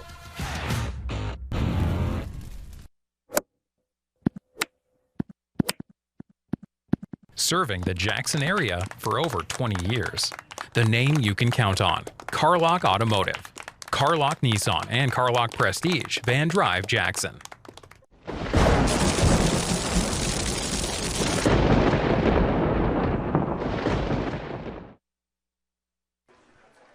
Rockabillys lead this one 4-1. It's the top of the 5th inning. And it's still Reinhardt out there on the mound. Gave up the 1 run in the second, but he's put up shutout innings the other 3 innings. Now his pitch count is relatively high. He's at 75 pitches versus the 85 Jacqueens put up.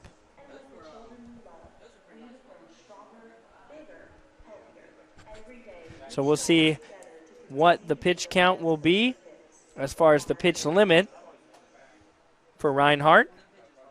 See if he can get through 5 here.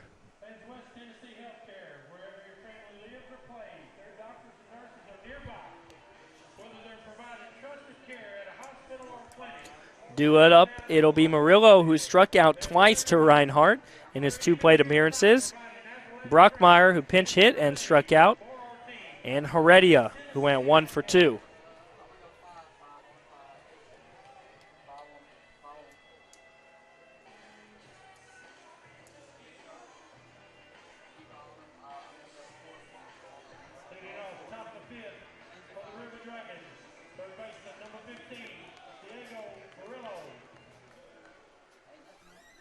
Murillo up at the plate. As I mentioned, he struck out twice already in the ball game. See if Reinhardt gets the best of him 3 times here. That one's a little outside, so he falls behind.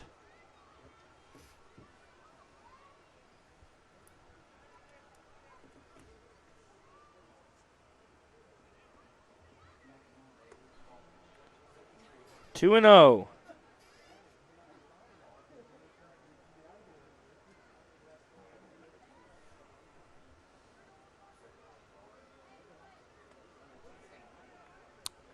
And quickly, it's 3-0.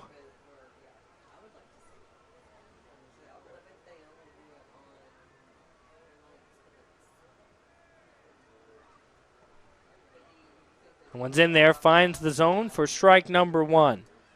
So Reinhardt, a good comeback pitch there. He's got to continue it. He's had a great quality start. That one's fouled back. It's a full count. Reinhardt struggled in his first appearance, but he has really settled into his own here. In his 1 start, he got the loss, went 3.2 innings, gave up 10 runs. But today he's given up just 1. That's slow roller to shortstop, and the throw is going to be off the mark. So headed for second is Murillo, and he's going to get there without a throw off the error.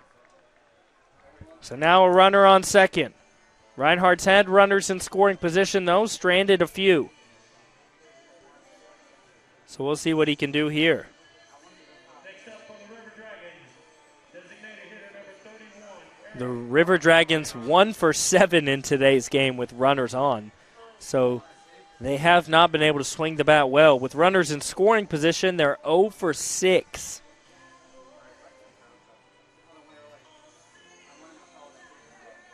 So it's been very, very tough for the River Dragons. A meeting here on the mound.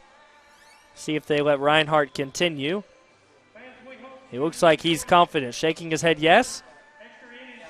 It almost looks like that was a meeting of, do you want to stay in the ball game and reach that pitch limit, keep going, or do you want to go ahead and come out here with the 4-1 lead? But he says he wants to stay in it. The River Dragons have not been able to get a hit with runners in scoring position. They're 0 for 6.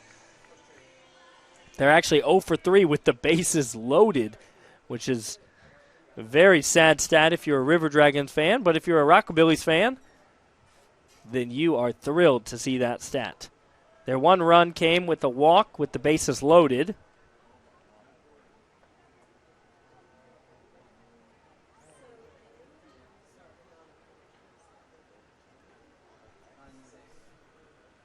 Reinhardt has pitched 37 balls.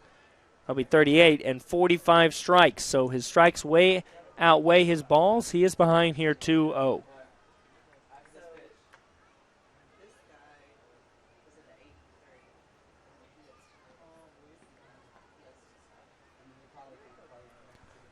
Here comes the 2-0. Reinhardt looking over at second. Oh, that one way inside for ball number 3. The Fortnite dances are back. And the young guys enjoying a great night here at the ballpark. It is a late one. We had a late start due to the rain. Here comes the 3-0. And it's ball number 4. Reinhardt loses him on 4 pitches. That's his 4th walk of the ball game. So Brockmeyer will take first. And that's Matt Franco trotting out there to the mound. So it may be the end of the game for Reinhardt. But he's put together a great game. 4 innings pitched. Just 1 earned run. He struck out 4. And yes, the Rockabillys will make the call to the bullpen here in the top of the 5th. Heredia is due up. He's 1 for 2. There are 2 runners on.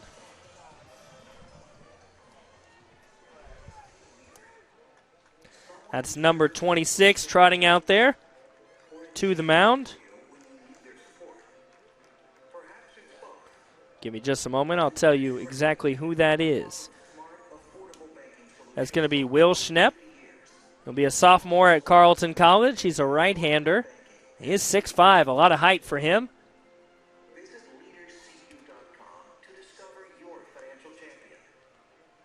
And as far as I know, he has not appeared in a ball game yet this year.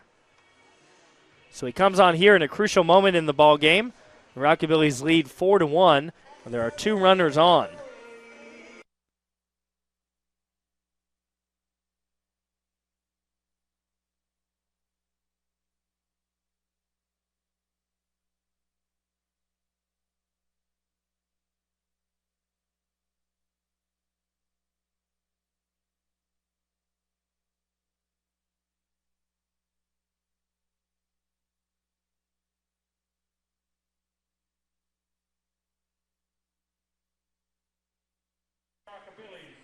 Number 26, Will Chanel. Couple warm-up pitches here from Will Schnepp. He looks like he's got some nasty stuff.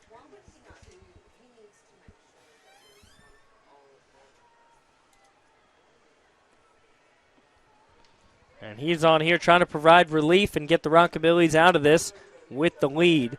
2 runners on, no outs. We're in the top of the 5th, but the Rockabillys lead this one by 3. The good news is the River Dragons have had no success with runners in scoring position. They're 0 for 6. With runners on, they're just 1 for 7.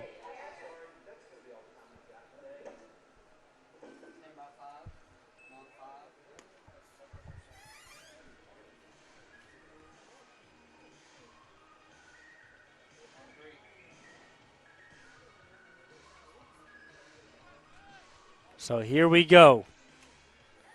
Heredia's going to come to the plate. He is 1 for 2 today.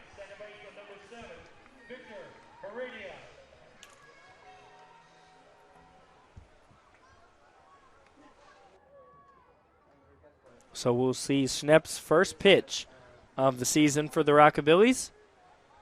Here it comes. And the catcher will make his way out to talk to Schnepp. That one had a lot of movement on it, but fortunately it moved out of the strike zone. Did not produce a swing and a miss. So it's a quick conference on the bump.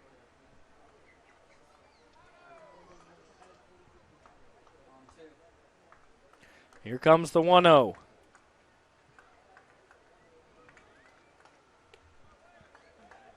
That one looked good to me, but it'll be called ball number 2.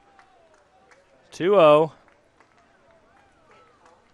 Surprised Heredia was able to hold off on that one.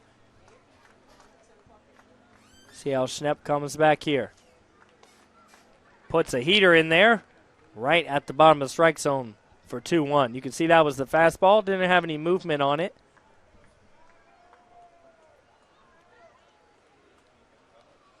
So here's the 2-1 to Heredia.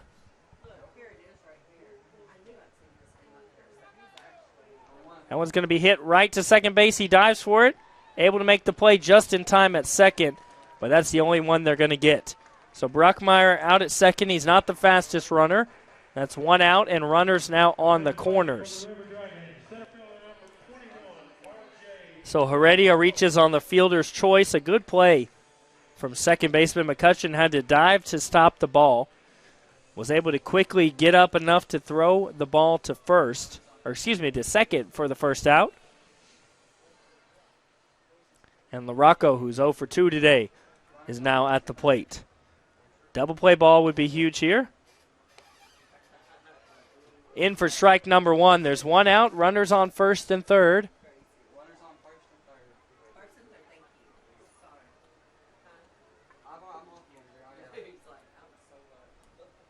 Here's the 0-1 to LaRocco. Schnepp trying to get the Rockabillys out of this with as little damage done as possible. 0-2, he's ahead here.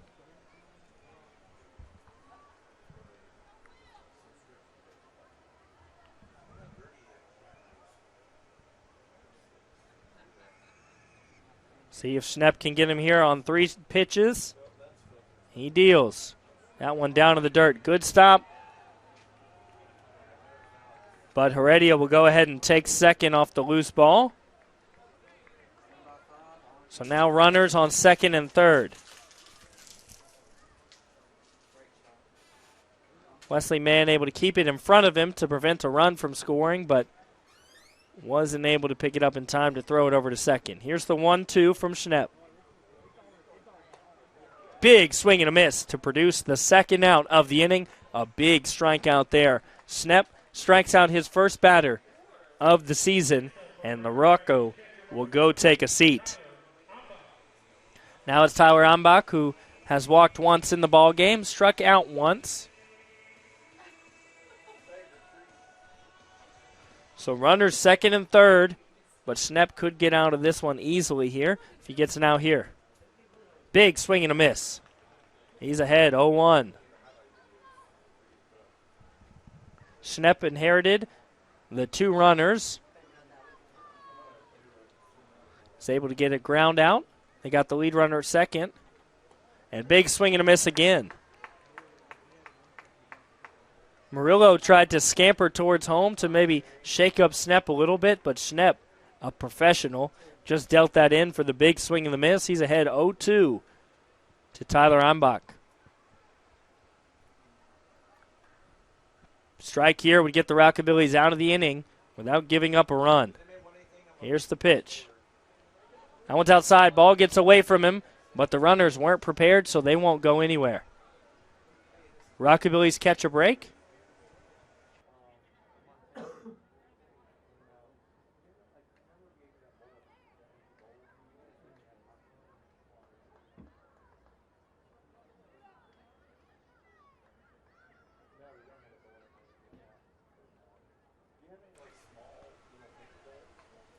Here's the 1-2.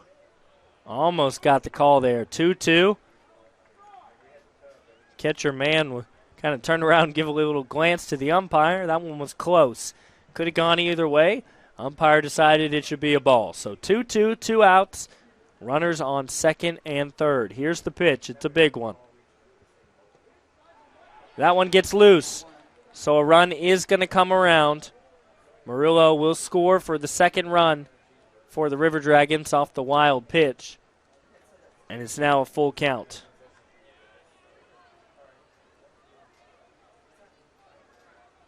So it's a 2-run lead now for the Rockabillys.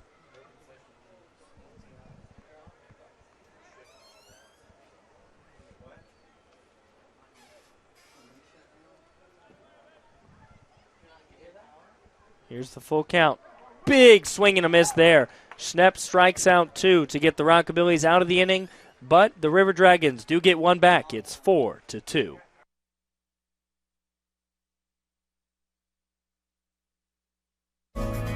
Do you want your smile to say it all?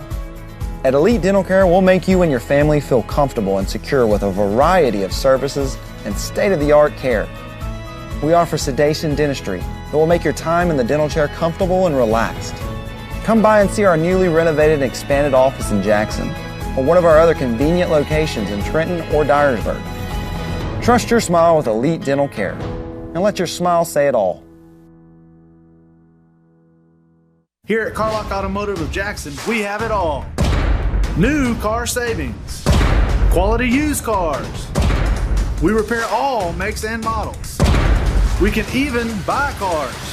I don't think I have to say it. Downtown is thriving and the Blacksmith Restaurant is leading the pack. From the rustic dining room to the unmatched patio, eating local with family is what we're about. Live local, eat local, relax local.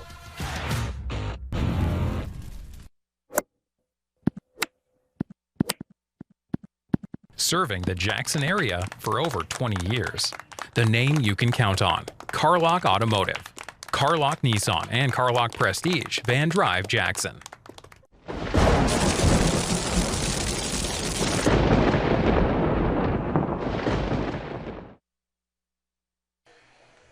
A new pitcher on for the River Dragons. It's Alex Rodriguez, a famous baseball name, but this is not the famous one. Alex Rodriguez is appearing in his third game for the River Dragons. He's pitched 5.2 innings on the year where he struck out 10, but he gave up 6 hits for 3 runs. We'll see how he fares here against the Rockabillys.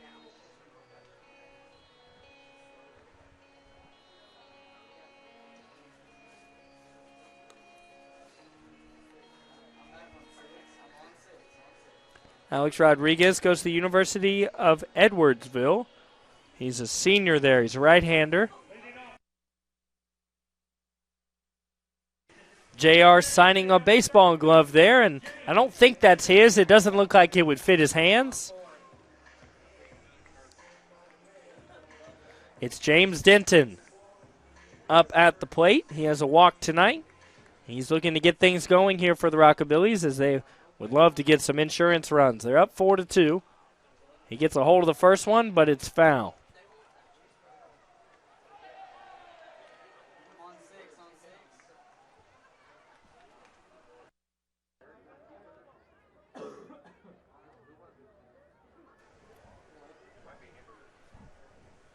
Here's the 0-1. That one's outside. So it's 1-1. James Denton at the plate. Looking for his first hit of the ball game, but he has a walk.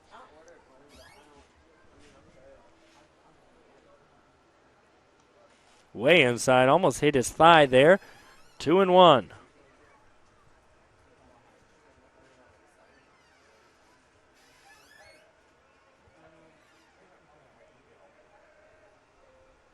Here's the pitch.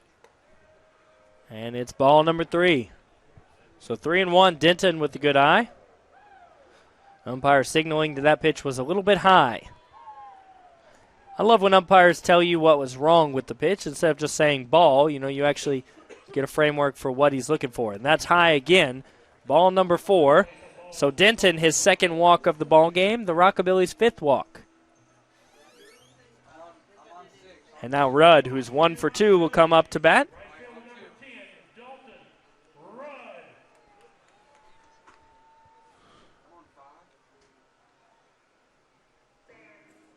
With runners on, the Rockabillys are 3 for 8.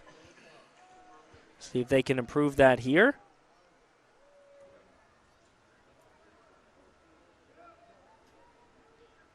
And with runners on in less than 2 outs, they're 2 for 2. That one's inside, ball number 1. Right now they don't have to swing the bat. Alex Rodriguez throwing balls.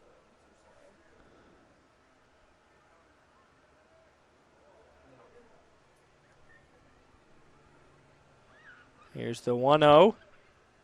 Way outside. And with that pitch, the River Dragons have thrown 46 balls and 46 strikes. That explains why the Rockabillys have walked 5 times.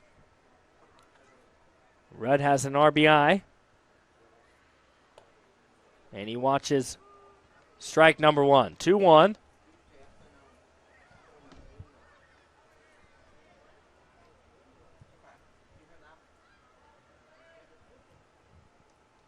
Here comes the 2-1.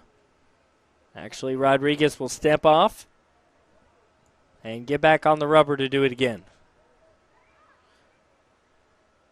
Denton with a small lead at first, and the swing at the miss, that could be a double play ball, and it will be. So a beautifully turned double play there on what was a routine grounder to shortstop. And Rudd erases the runner at first. Now there's 2 outs here in the bottom of the 5th. That brings up McCutcheon, who's 1 for 2 today.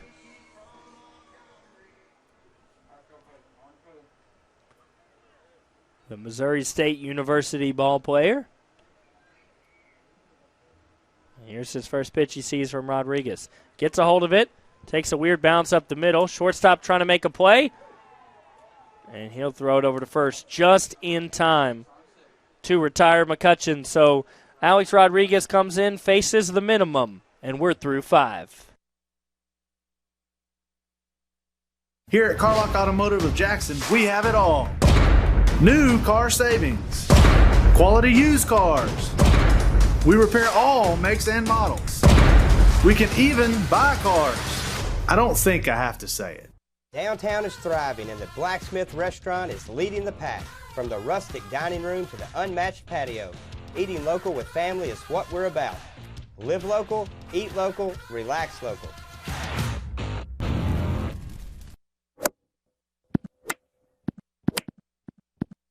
Serving the Jackson area for over 20 years. The name you can count on. Carlock Automotive. Carlock Nissan and Carlock Prestige, Van Drive, Jackson. Do you want your smile to say it all?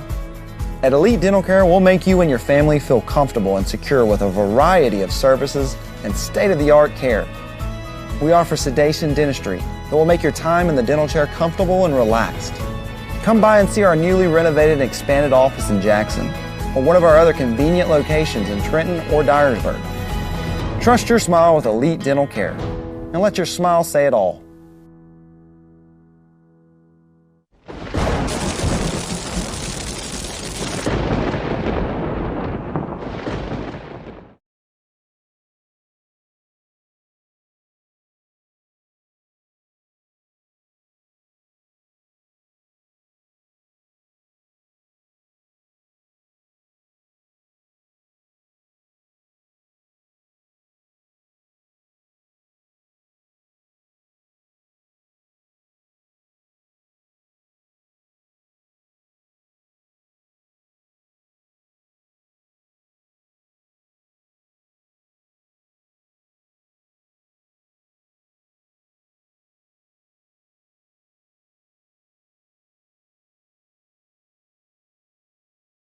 JR and the gang here at the ballpark doing the twist.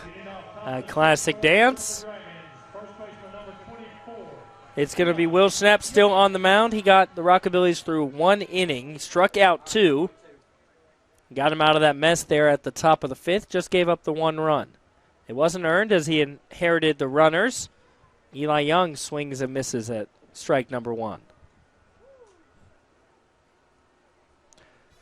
And here's the pitch. That one's going to be hit foul. So 0-2 is the count.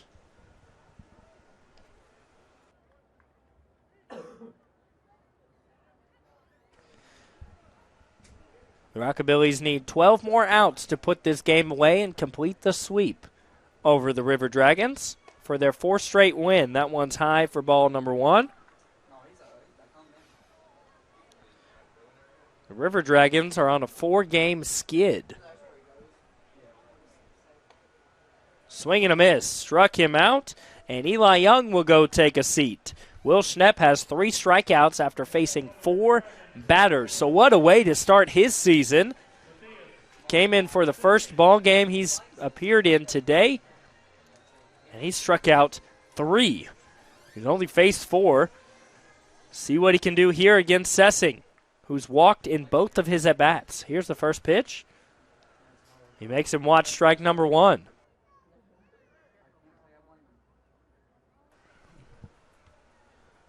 Matthias Sessing has been disciplined at the plate. And he watches that one, almost found the strike zone, but it'll be 1-1. The River Dragons have walked 4 times. They've struck out 6.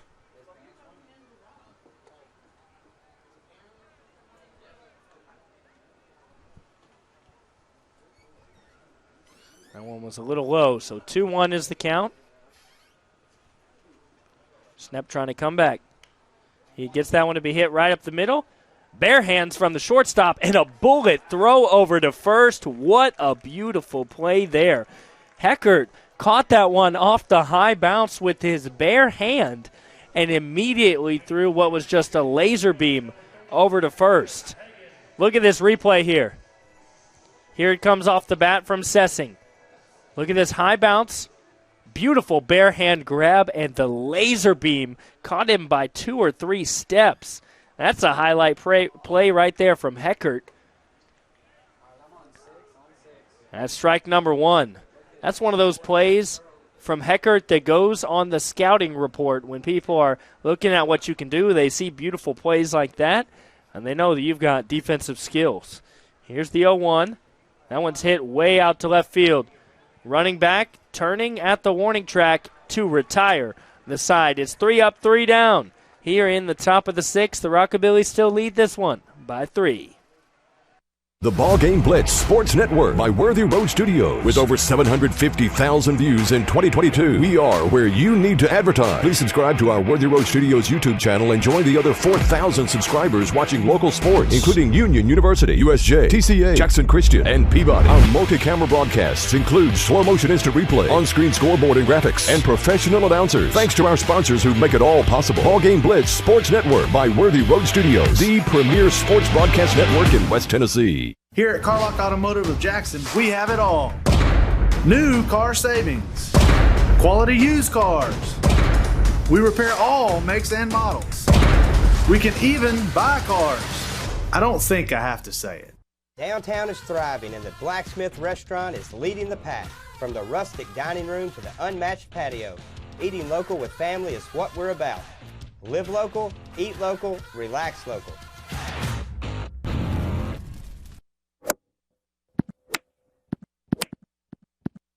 Serving the Jackson area for over 20 years. The name you can count on. Carlock Automotive. Carlock Nissan and Carlock Prestige, Van Drive, Jackson.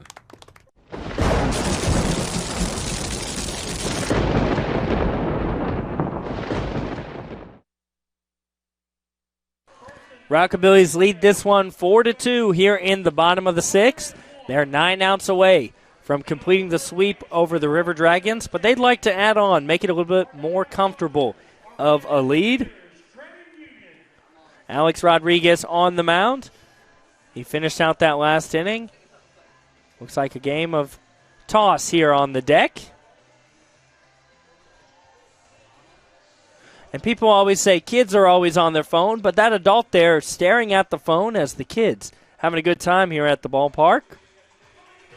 Valdez comes up to the plate.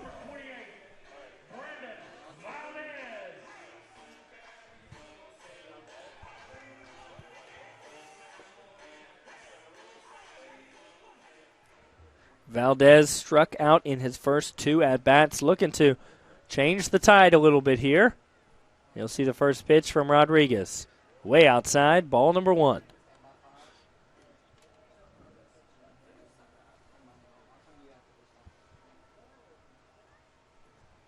Here comes the 1-0. And that one, same place, maybe even further outside, 2-0. Rodriguez is losing those curveballs there. It looks like that's what that is, curving out of the zone.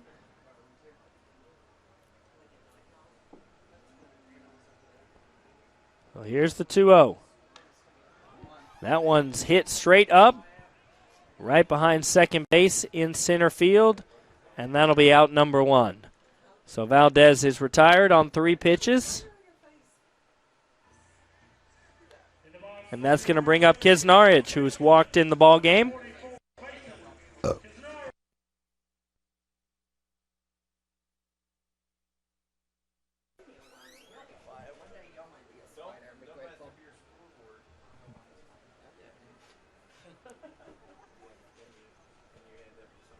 Here's the pitch.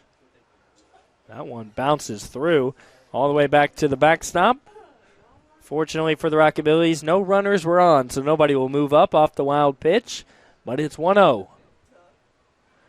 Kisnarich from right up the road at Dyersburg State Community College, originally from Heartland, Wisconsin. That one's high for ball number 2.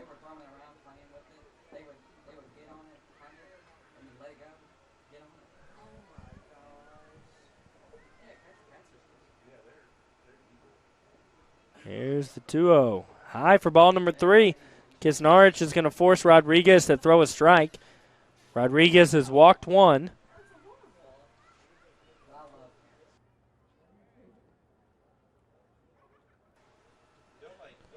Here's the 3-0. Kisnarich gets a hold of it.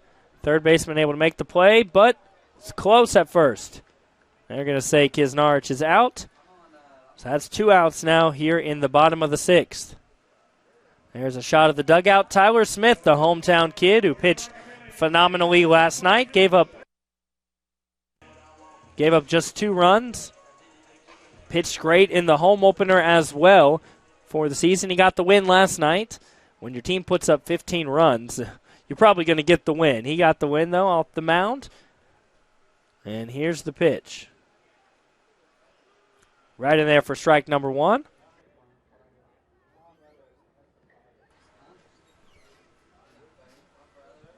So here's the 0-1 from Rodriguez. That one evens it up.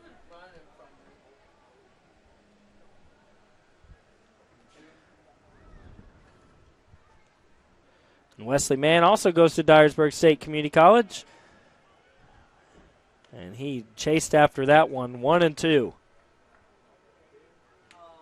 Kisnarich and Mann are teammates. Here's the 1-2. That one bounces in.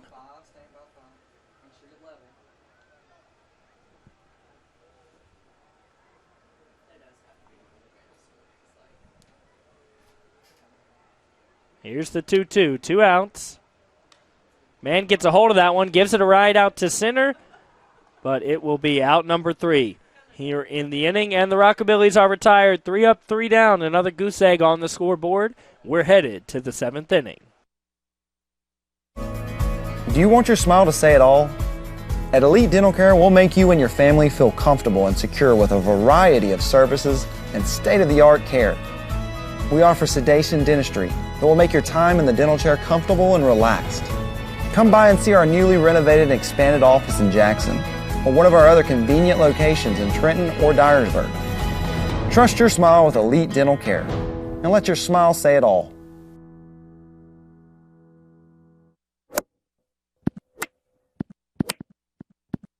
Serving the Jackson area for over 20 years. The name you can count on. Carlock Automotive. Carlock Nissan and Carlock Prestige, Van Drive, Jackson. Downtown is thriving and the Blacksmith Restaurant is leading the pack. From the rustic dining room to the unmatched patio, eating local with family is what we're about. Live local, eat local, relax local. Here at Carlock Automotive of Jackson, we have it all. New car savings, quality used cars. We repair all makes and models. We can even buy cars. I don't think I have to say it.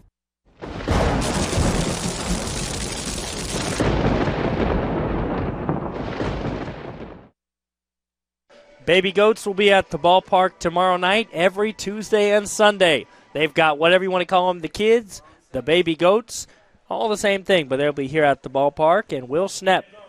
There's some salutes and some waves from the bullpen from the Rockabillys, and they love to see what was a great outing for the starting pitcher, Reinhardt. What's been a great relief stint here from Schnepp, who came in to pitch in the fifth. He's been through 2 innings, struck out 3.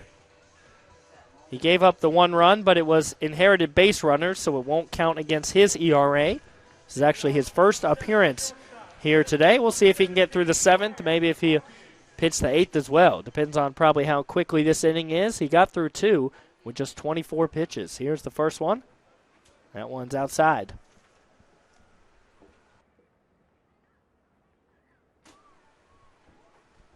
Here's the 1-0. And that evens up the count, 1-1.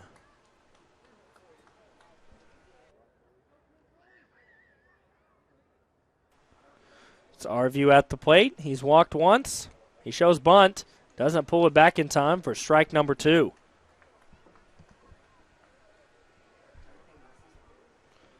It's a late night tonight, because the game did start at 8:30, but it's actually been a relatively quick ball game. That one's outside, 2-2. You know, when you don't score 15 runs or 16 like the Rockabillys did the night before, it's a lot quicker ball game. Combined 26 runs in Thursday night's game. Got him swinging there. Made him look a little bit silly with that one as our view is retired. For out number 1 here in the 7th inning. That's going to bring up the top of the lineup for the River Dragons. Murillo. He's 1 for 3 today.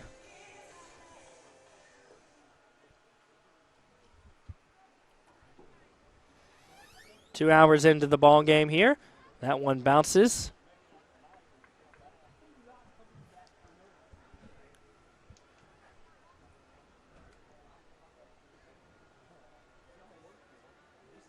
The Rockabilly faithful out here tonight. They stayed through the long rain delay that was an hour and a half.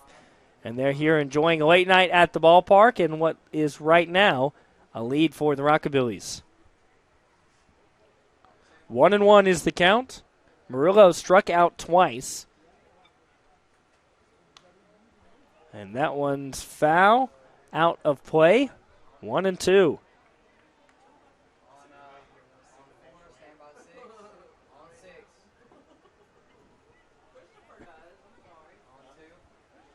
Some of that Rockabillys gear that you can get at the jukebox here.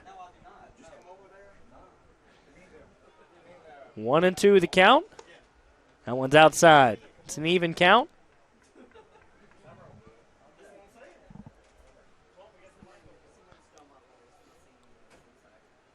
Here's the 2-2. That one fouled off, and the at-bat continues. Into the second deck here at the ballpark.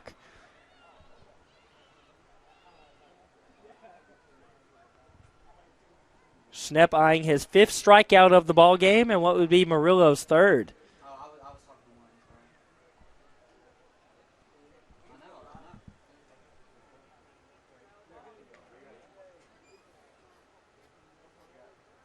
Here comes the 2-2. Oh my goodness, the movement on that ball as the strikeout. Another strikeout for Murillo, his 3rd and the 5th for Schnepp out there on the mound. He has just been phenomenal in this relief appearance. The movement on that slider or whatever that pitch was just incredible. It started in the middle of the zone and went way outside and low but Murillo could not stop his swing. That one's outside for ball number 1.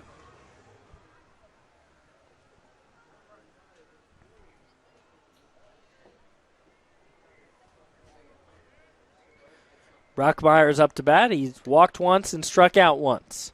He came into pinch hit in the second inning when it looked like maybe something was going for the River Dragons. They had the bases loaded with no outs. They just got 1 run off a walk. That one's fouled off. Could be in play over there by the bullpen and just over the wall.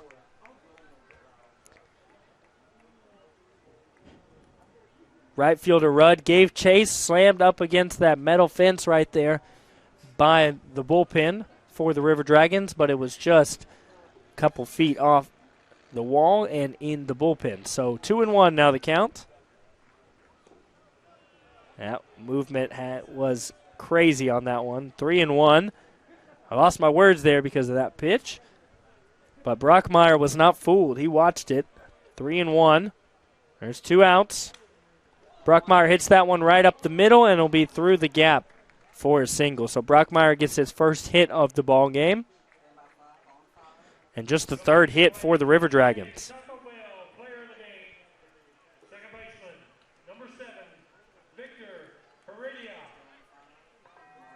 Brockmeyer came into today hitting .313.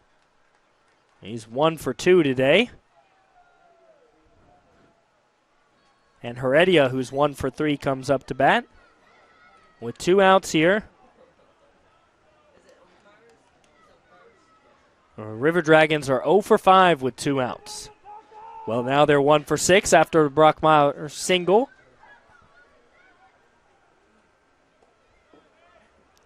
That one's outside for ball number 1. Well, it was right in the zone for strike number 1.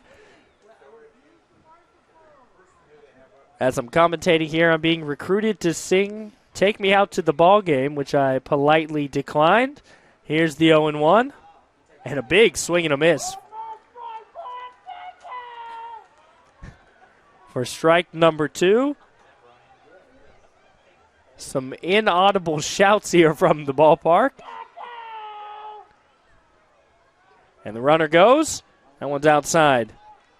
Brockmeyer steals second. Not exactly the speediest guy out there on the base paths.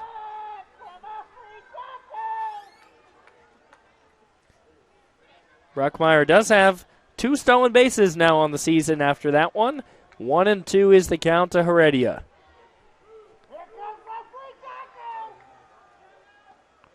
Oh, almost got him to chase that one. Good pitch from Schnepp. That is just a nasty strikeout pitch.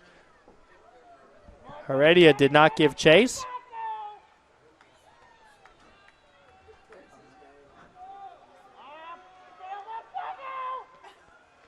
Almost got him to go there. The ball falls in front of him, but Brockmeyer does not run anywhere. Man lost it. Brockmeyer did not head to third, but it's a full count with 2 outs. If Heredia strikes out here, fans get a free taco, and some fans have been waiting all homestand for a free taco. Heredia, the designated hitter, to strike out to give the fans a free taco. Heredia is 1 for 3, but he hasn't struck out tonight. And he won't either. He'll reach base here on a walk, throw to second to try to get Brockmeyer. I think maybe hit him. He's safe on the bag, but I think it may have hit him.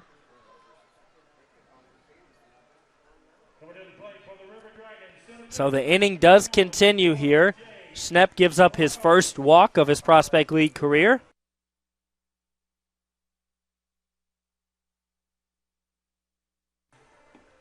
And Heredia gets his first walk of the ball game. LaRocco, who's 0 for 3, comes to the plate. R.J. LaRocco has been a tough man to get out, but today he has had no success. 0 for 3. He chops that one foul, the first pitch. It's 0-1.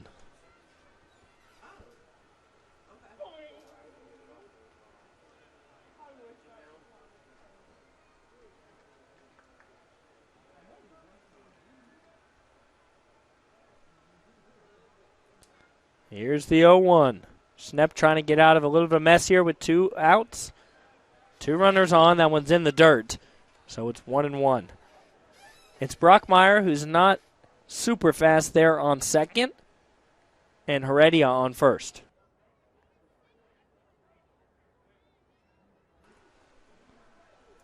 Single would have to be kind of deep in the outfield to score Brockmeyer from second. That one is chopped foul, and it's 1-2.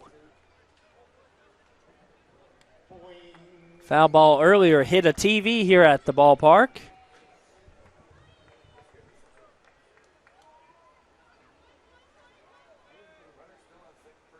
Here's the 1-2.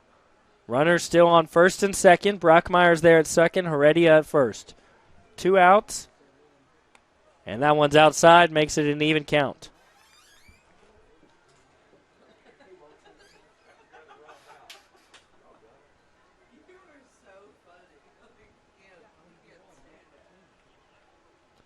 Here's the 2-2 yet again. 2 outs. Snep trying to get out of the inning. Runners go. That one's hit. The ballpark may contain it. Looks like it's going to go foul.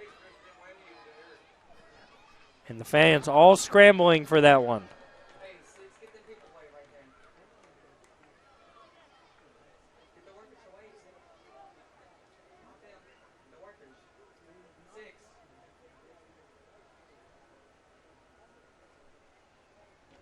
Here's the 2-2.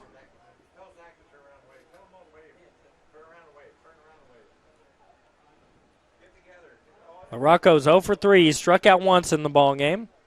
He hits that one squarely up the middle. Brockmeyer's going to turn and head towards home. It's going to be a 1-run ball game as Jordan does not make the throw to home. He would have been late anyways. And the Rocco, his first hit of the ball game, makes it just a 1-run game. So Snep gives up his first earned run of the ball game and of the season. Runners on first and second. Imbach comes to the plate, 0-2. He has a walk in the ball game.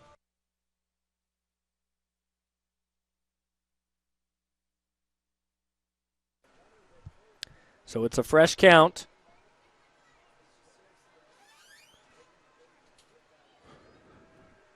Snep trying to get through 3 innings successfully. That one's hit deep out to center. Jordan's headed back at the warning track, and right before the wall, he's able to make the play. So Jordan gets the third out here. Snep gets out of the inning, but the River Dragons get 1 back, and they're 1 away, headed into the 7th inning stretch.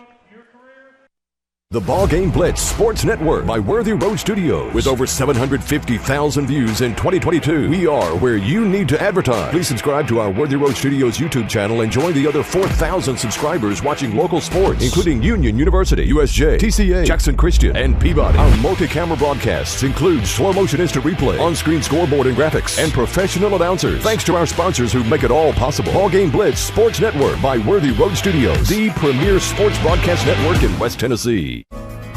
Do you want your smile to say it all? At Elite Dental Care, we'll make you and your family feel comfortable and secure with a variety of services and state-of-the-art care. We offer sedation dentistry that will make your time in the dental chair comfortable and relaxed. Come by and see our newly renovated and expanded office in Jackson or one of our other convenient locations in Trenton or Dyersburg. Trust your smile with Elite Dental Care and let your smile say it all.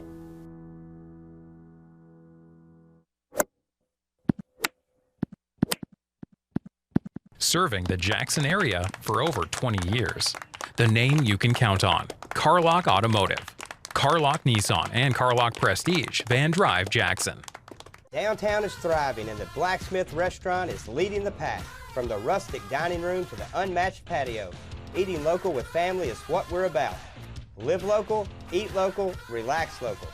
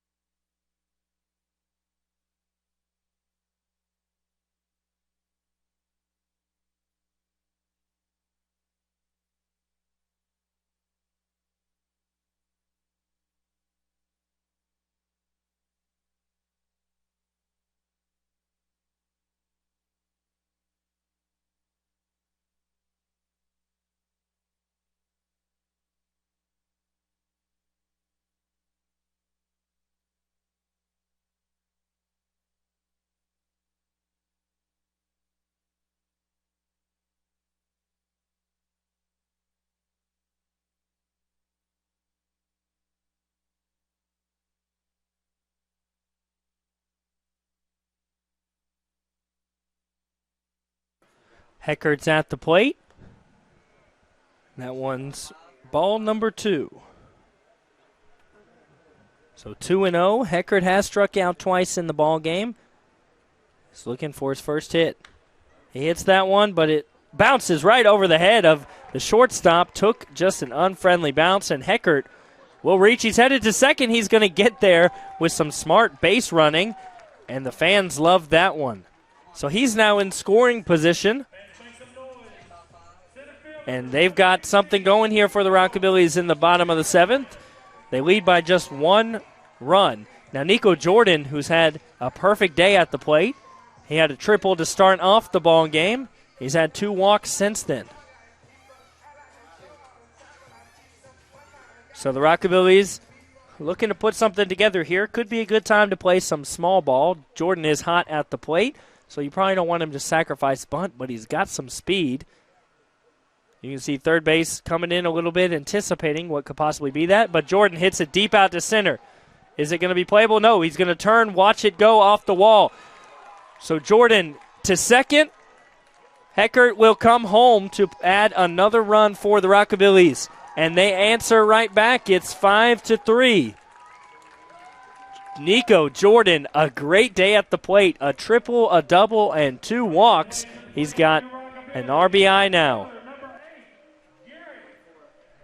And the Rockabillys are still cooking here. No outs. Jordan on second. He's got the speed. And that brings up Garrett Bird, who's 1 for 2 with the walk. The top part of this Rockabillys lineup has done a phenomenal job today. Denton, who is on deck, he's 0 for 1, but he's walked twice today.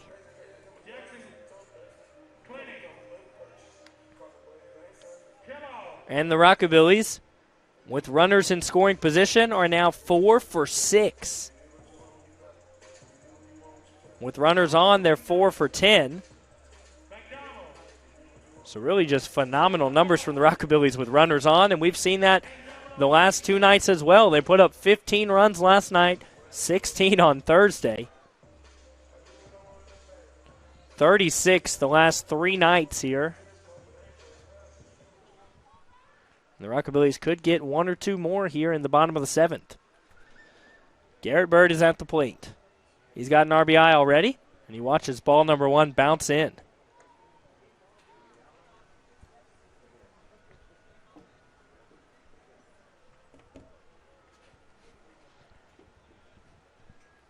Here's the 1-0.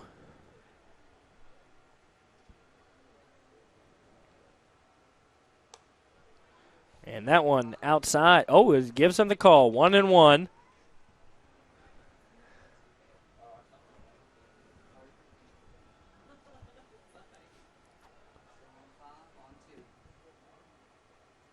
Here comes the pitch from Rodriguez. Bounces that one in. Good job for Mineback to be able to keep that one in front of him and stop Nico Jordan from getting over there to third.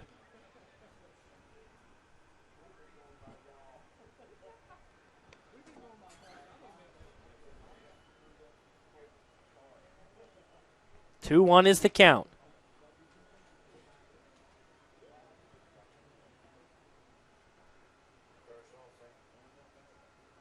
Here comes the pitch to Garrett Bird.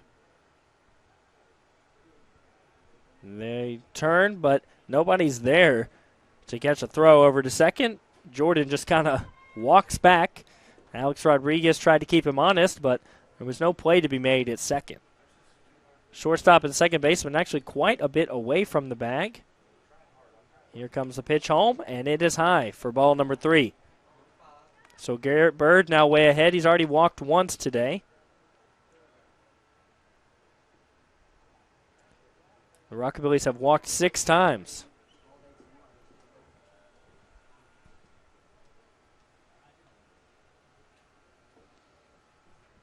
Here comes the 3-1. Whoa, way inside. Almost hit Bird, but it will walk him. So he'll take first. Jordan is at second. And the Rockabillys continue here with no outs in the bottom of the 7th. Making his way to the plate for your Rockabillys, designated hitter, number 32, James Denton. And James Denton, who's walked twice tonight, comes up to the plate.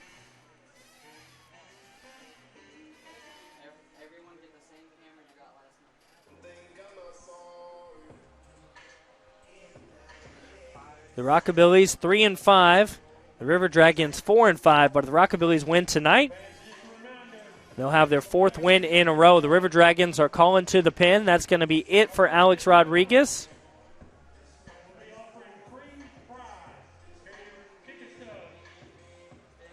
That's going to bring in number 23.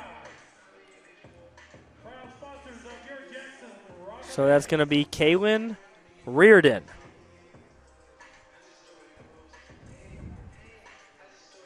And we saw Reardon earlier in this series. He's got 1 loss. He pitched 1.2 innings, gave up 4 runs, 3 hits, and walked 3. But he also struck out 4.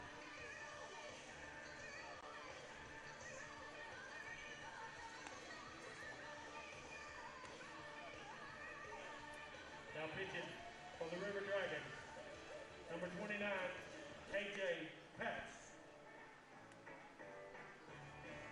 We saw Kaylin Reardon last night. So it's interesting that he's pitching again here. Reardon pitched 1.2 innings last night. That's where he gave up the 4 runs off 3 hits.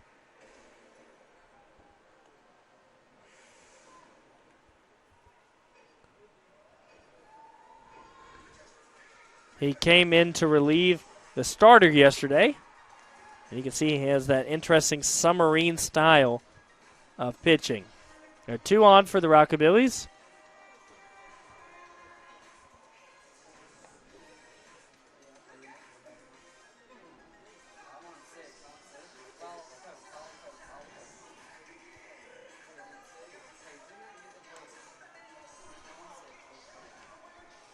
Rockabillys trying to complete the sweep over the River Dragons. They drowned them last night. They outswam them on Thursday.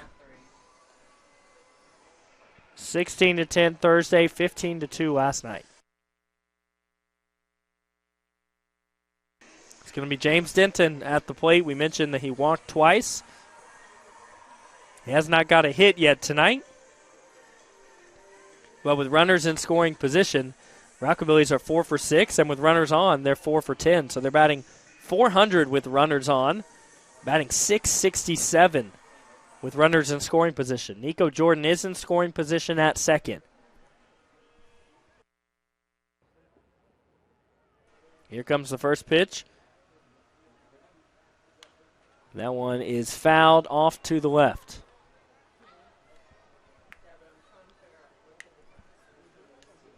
So 1-1 is the count.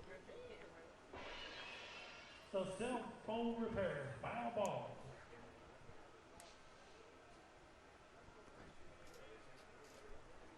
Here comes the pitch.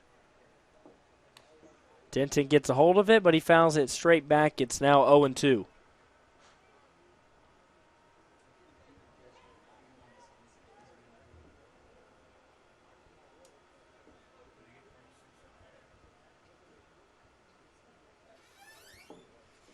Here comes the 0-2. That one does not get the call. It was a little bit close, but good eye there from Denton. 1-2.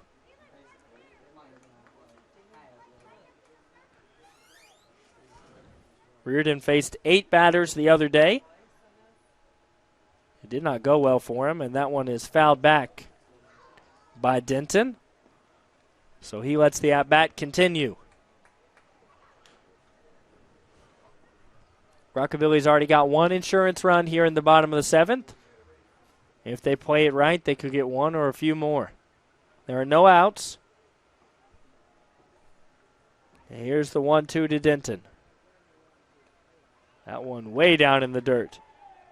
So 2-2, it's an even count. And Reardon just has a really interesting style of releasing the baseball. It's really down there in the submarine throwing type. Reardon will be a junior. That one is lifted way out to left. He's going to have to turn back, and able to make the play right at the warning track The runners thought maybe he was going to get over his head, so they have to get back to the bag. But Denton is retired for the first out here in the bottom of the 7th. Great job by the left fielder, Hagan, to stick with that one, chase it all the way down to the warning track and get it out. It's a shame the runners weren't able to move up, but they thought the ball was going to get past him. They are able to get back safely, so there's only one out. And Dalton Rudd, who's 1 for 3 with an RBI today, comes up to the plate.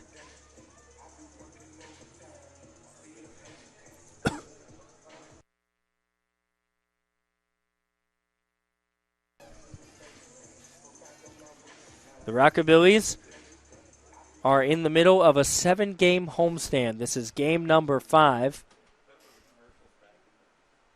They've won all 3 of those games.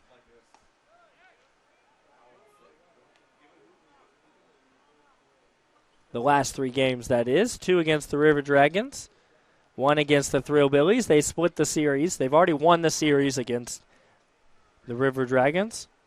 Here's the 0-1. Check swing from Rudd, but it's 0-2.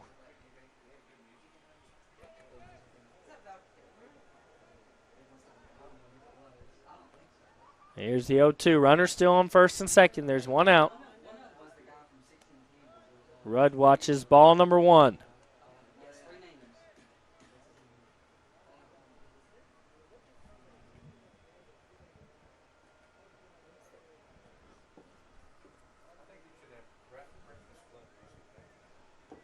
Here's the 1-2. That one was close, but it's ball number 2. So good eye from Rudd.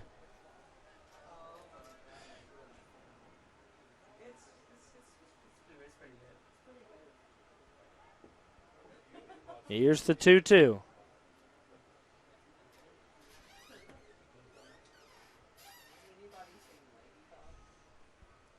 Deals to Rudd. Rudd gets a piece of it. It's way out to right, but it looks like it's going to be easy work. It will be. The runners tag up. Jordan's safe at third. He's going to be close at second, but he will be safe. And Jordan's headed for home, and he's safe. He caught the defense sleeping. What a great play from Nico Jordan. He comes around to score for the Rockabillys.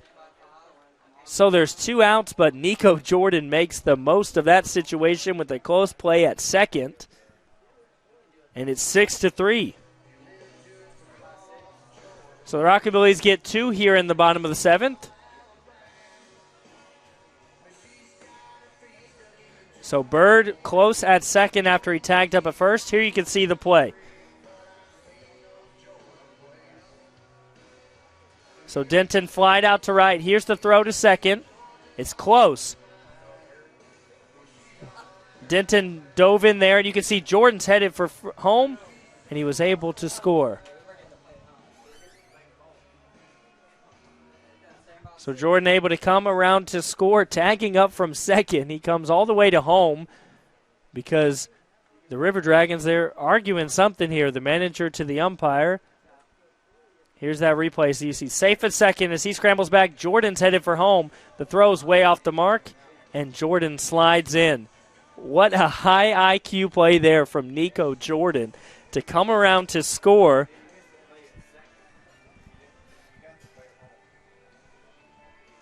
Manager still talking to the umpires. I don't know what they're talking about. He's walking off the field.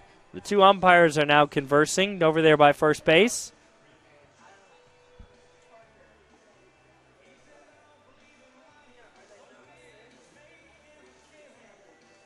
They say safe, so I'm not sure what the discussion was about, but what was obvious to me was that the run did score. So Nico Jordan makes it 6-3.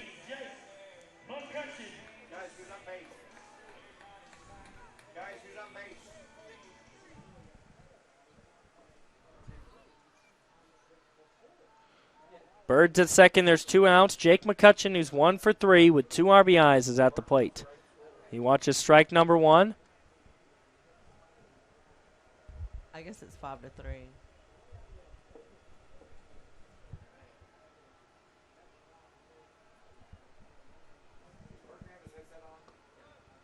That one is in there for strike number 2. 0-2 with 2 outs. Jake McCutcheon trying to continue this for the Rockabillys as they add on. They're on their way to completing the sweep against the River Dragons. That one way outside, ball number 1.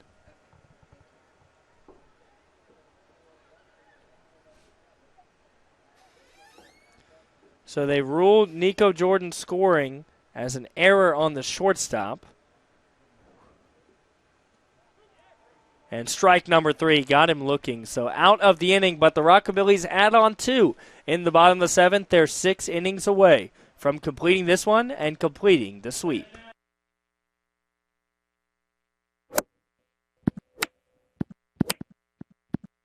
Serving the Jackson area for over 20 years. The name you can count on. Carlock Automotive. Carlock Nissan and Carlock Prestige, Van Drive, Jackson.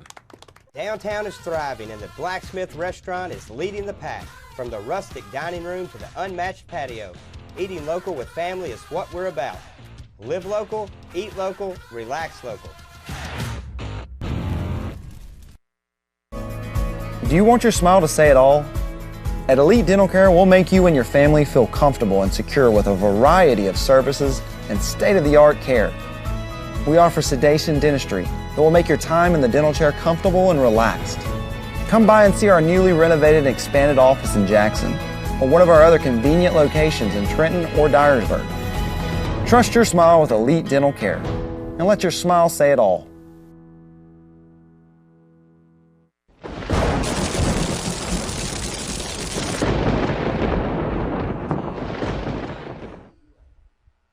The Rockabillys add on 2, so they lead this one by 3. It's 6-3 here at the top of the 8th. Rockabillys just need 6 outs to get this one done. Looks like it's going to be Ethan Orwig on the mound for the Rockabillys. They've used him quite a bit the last couple of games. He appeared in last night's game. He also appeared in the game on Tuesday. He's made 3 appearances. He's got 1 save. He's faced 19 batters. Gave up 8 hits, 8 runs, but that was in the home opener. I believe he gave up 6 on the home opener on Friday. Since then, he's been on the money. He got that save on Tuesday night when they defeated the Thrillbillies in what was a thriller, very close ball game.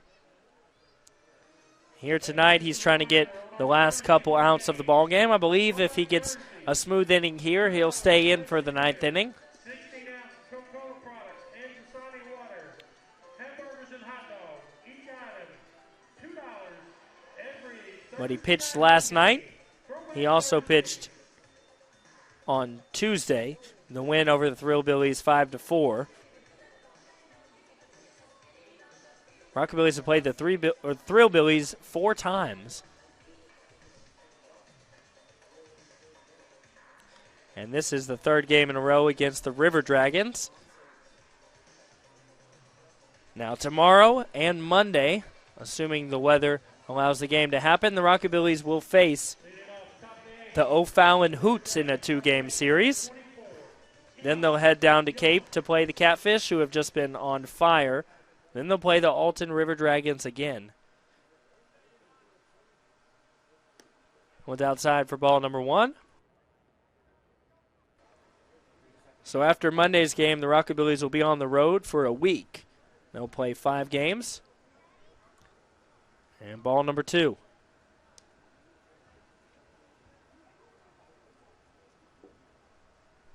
So here comes the 2-0. It's Eli Young, who struck out once and is 0 for 2. And he watches ball number 3.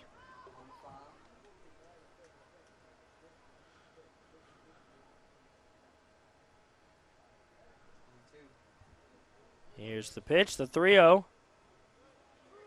Ethan Orwig gets what's a late call strike, but it is a strike. Eli Young thought it was a walk. He kind of started making his way towards first base and has to come back here to the plate. So Ethan Orwig behind, trying to get back here, 3-1, and he loses him. So Ethan Orwig starts out the inning with the walk to Eli Young. That's 6 walks for the Alton River Dragons.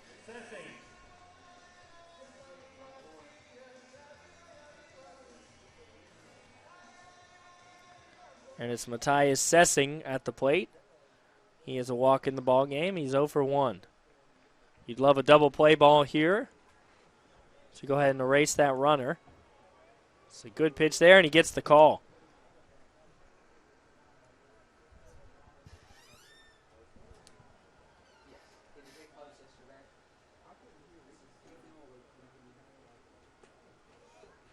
That one, I believe, found the end part of the zone, but it'll be called a ball, so it's 1-1.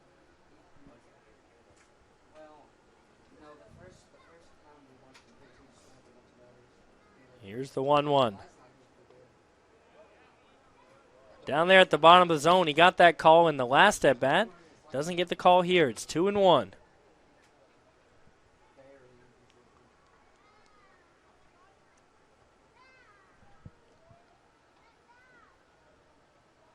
Eli Young breaks for second. Here's the throw. Could be in time. Way in time. Oh, my goodness. Whoa. I'm not sure what they're saying. The umpire says he's safe. I don't know if they ruled maybe catcher interference. That's the only thing I can really think of. The home plate umpire is going to talk to him and figure out what in the world is going on, because Eli Young got beat on the throw by 2 or 3 full steps.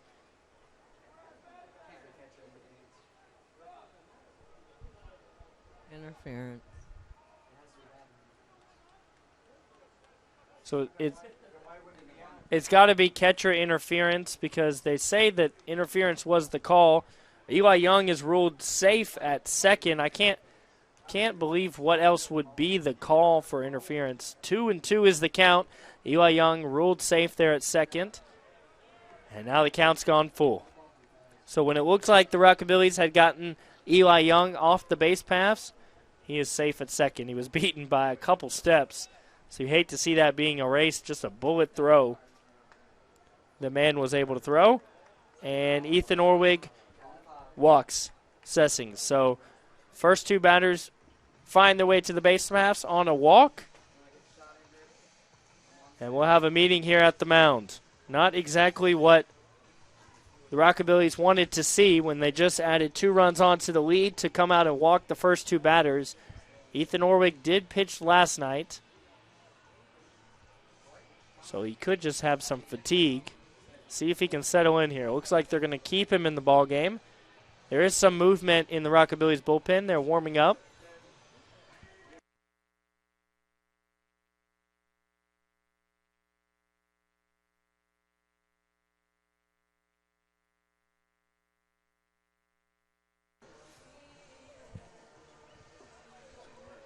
So they're going to leave Ethan Orwig out there on the hill.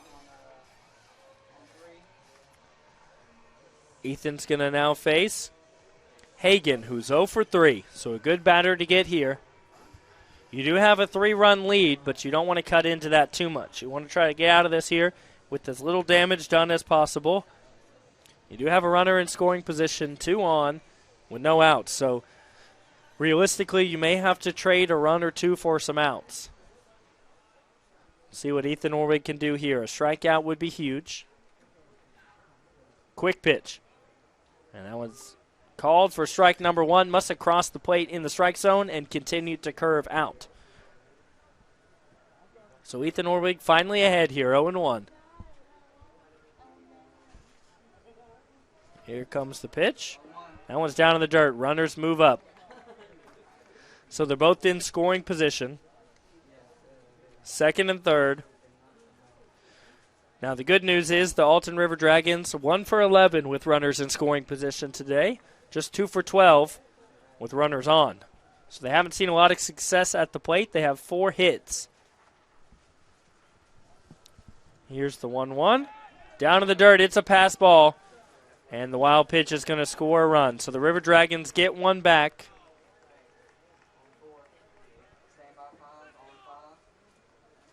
Ethan Orwig seems frustrated. He threw a wild pitch. I don't know how you can be mad at man there. He's clearly frustrated with himself, taking it out on other people, but that brings a run in. Going to bring Sessing over to third.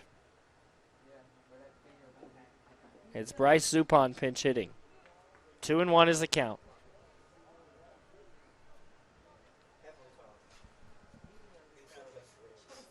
Here's the pitch. Gets him to foul that one off. 2-2.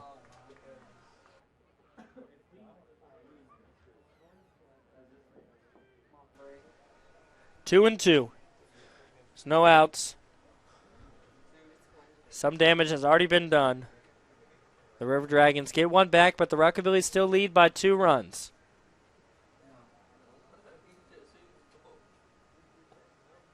Almost got him to go. That one's close, but the count goes full. Seems like almost every pitch from Ethan Orwig has a lot of movement to it. You don't see a fastball that he just zips into the strike zone. You'd love to see him go to one here, but that pitch has more movement on again, so he loses him. And Bryce Zupan will take first. Now runners on the corners.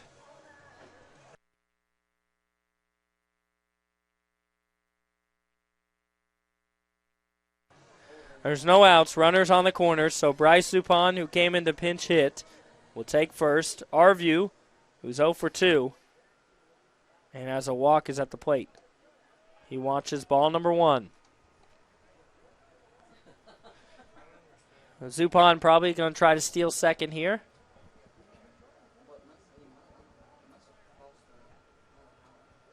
Here's the 1-0. And that one's fouled back. Well, I'm not sure what happened there, because they're going to say the run came in to score. Must have been a balk, I guess.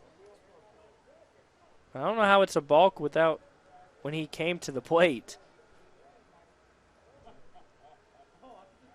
Well, the score is 6-5. The Rockabillys hold now to just a 1-run lead. There's no outs.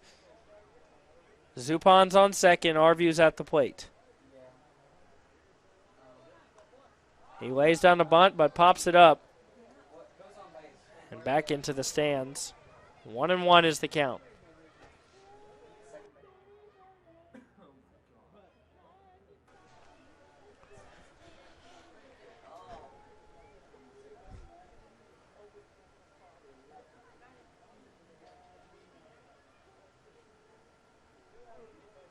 Here's the 1-1. Still looking for the first out of the ball game. Arview shows bunt, pulls it back to swing, and it's 1-2. The momentum that the Rockabillys had in the bottom of the 7th has just been absolutely erased here in the top of the 8th.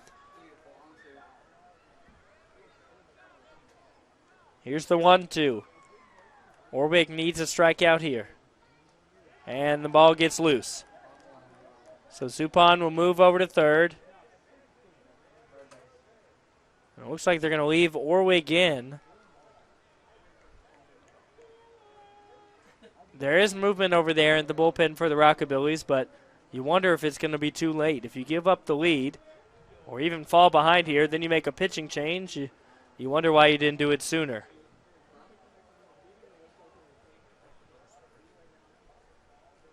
And Mann's going to go out there to talk to him.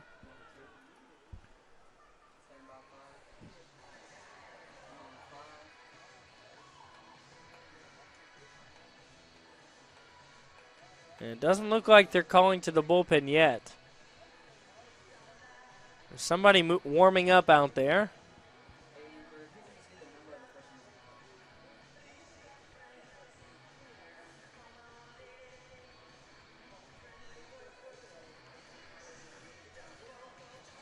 So the Rockabillys trying to settle in. Ethan Orwig trying to settle in. You may have to go ahead and give up that run on third in exchange for an out and tie up the ball game. There's no outs. It's going to be tough to get 3 down here, as that one is fouled off towards the Rockabillys bullpen, but out of play.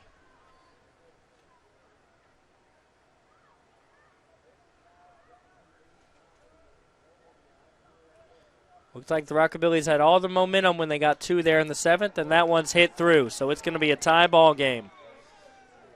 Arview gets a single. Zupan comes around to score, and 3 runs here in the top of the 8th make it a tie ball game, 6-6.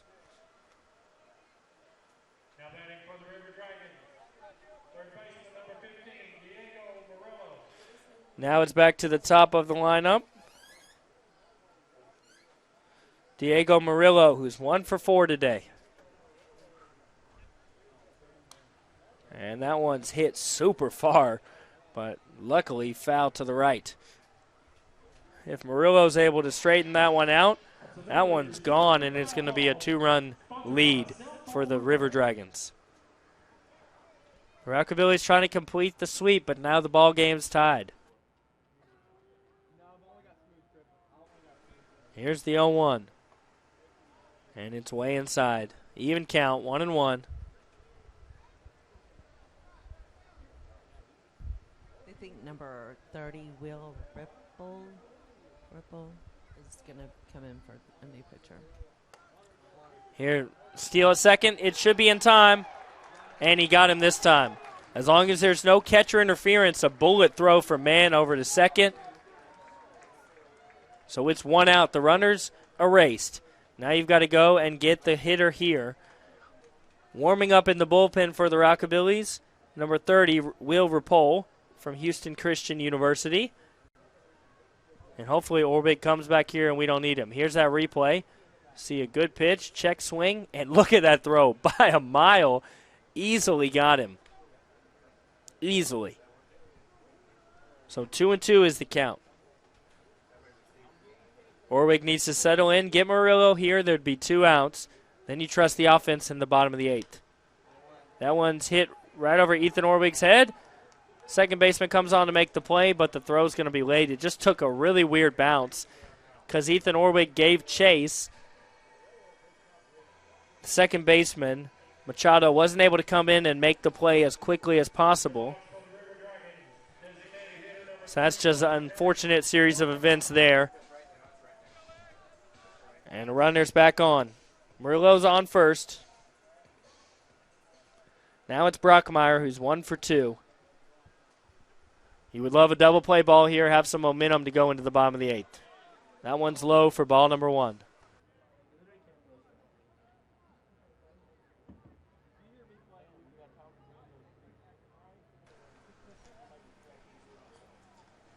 Here's the 1-0. That one's hit to short, or to third. It'll be a play at first. Easily gets Brockmeyer. So 2 outs now. That does move Murillo over to second into scoring position. So you've got to be careful here against Heredia. Ethan Orwig looks tired out there on the hill. Ethan Orwig pitching just 25 pitches so far, but only getting 2 outs. That's a tough outing. Now last night, Ethan Orwig did pitch. He went 1.1 innings, gave up 2 hits, and he threw 35 pitches. Gets that one in there for strike number 1. Ethan Orwig did pitch well last night, 20 strikes. 20 pitches, actually, 15 strikes. So we only threw 20 last night. And that's 1-1, even. Well, he's approaching 30 pitches here in this 1 inning. There are 2 outs. You got to get Heredia here. He gets him to look silly on that one. Swing and a miss, 1-2. So he's 1 strike away from us headed to the bottom of the 8th, tied 6-6. Now, I did say before the broadcast off air, so there are no receipts to prove to you, but I did say it would be a Rockabillys win 8-6, and that's doable. That one's hit foul. You wouldn't mind if the Rockabillys get out of this here 6-6, score 2 in the 8th, get 3 outs in the top of the 9th, and we go home happy. They've got to get Heredia here, though. That's step 1 of that plan. Heredia, of course, the guy that will get him the free taco if he strikes out. Here's the 1-2. And he fouls that one off. Heredia has not struck out tonight. He's 1 for 3, but the fans have not gotten that free taco from Taco Bell.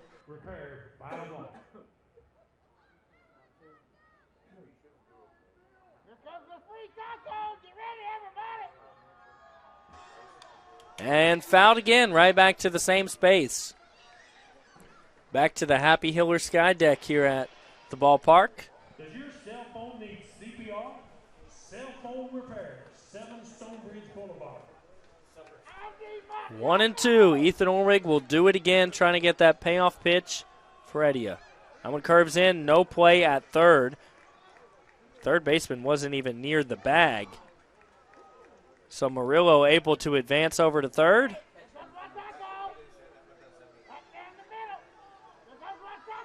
So here's the 2-2. It's a crucial at-bat with the runner on third and 2 outs. And they're going to give him the call. Ethan Orwig strikes Heredia out looking his first strikeout of the ball game, which means the fans get a taco. And it also means the Rockabillys get out of that inning. Still tied 6-6. We're headed to the bottom of the 8th where the Rockabillys will try to take that lead back. Here at Carlock Automotive of Jackson, we have it all. New car savings. Quality used cars. We repair all makes and models. We can even buy cars. I don't think I have to say it. The BallGame Blitz Sports Network by Worthy Road Studios. With over 750,000 views in 2022, we are where you need to advertise. Please subscribe to our Worthy Road Studios YouTube channel and join the other 4,000 subscribers watching local sports, including Union University, USJ, TCA, Jackson Christian, and Peabody. Our multi-camera broadcasts include slow motion instant replay, on-screen scoreboard and graphics, and professional announcers. Thanks to our sponsors who make it all possible. BallGame Blitz Sports Network by Worthy Road Studios, the premier sports broadcast network in West Tennessee. Serving the Jackson area for over 20 years. The name you can count on. Carlock Automotive. Carlock Nissan and Carlock Prestige, Van Drive, Jackson. Downtown is thriving and the Blacksmith Restaurant is leading the pack. From the rustic dining room to the unmatched patio, eating local with family is what we're about. Live local, eat local, relax local. Do you want your smile to say it all? At Elite Dental Care, we'll make you and your family feel comfortable and secure with a variety of services and state-of-the-art care. We offer sedation dentistry that will make your time in the dental chair comfortable and relaxed. With the River Dragons. Come by and see our newly renovated and 6-6. expanded office in Jackson or one of our other convenient locations in Trenton or Dyersburg. Trust your smile with Elite Dental Care and let your smile say it all.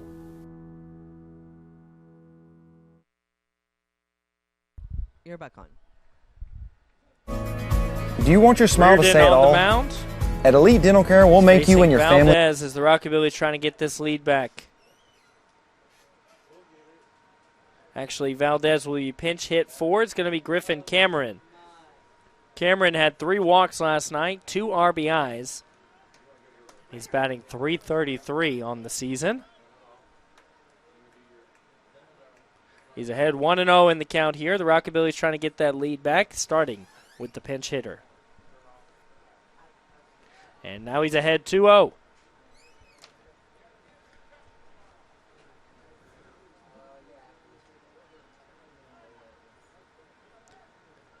Reardon got the loss last night. And it's 2-1 now the count. He started the game last night, so it's interesting he's in here tonight.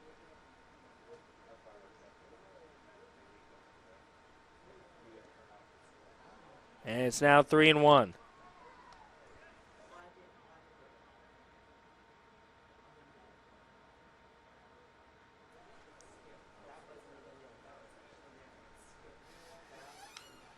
And Cameron swings at that one. He's going to try to beat it out here at first. Bobble is at second, and he should be safe. He is. Look at Cameron able to beat that one out as the second baseman, Heredia, bobbles what was an easy grounder. Should have been an easy play, and that's an error for Heredia. Heredia's had an error in every single game of this series. He had one at shortstop, had one at third, And look, here's the replay. Heredia gets what's an easy grounder, bobbles it, and is late on the throw. He throws it high from about 15 feet away. Maybe even closer than that. Kisnarich at the plate takes strike number 1. But Heredia's had an error at 3 out of 4 positions in the infield. Shortstop, Thursday, third last night, and Cameron's breaking for second on a wild pitch. It's going to be close, and they're going to say he's out. He got a late jump, and that was a really great throw from Eimbach. So the base runner is erased for the Rockabillys. Here's the replay. Look, he's got a loose ball. Cameron got a late break, and Eimbach just throws a dart to second. So that's unfortunate. What you thought was an easy base turned into an out. So base is empty now, 2-1 with 1 out. Kisnarich watches ball number 3.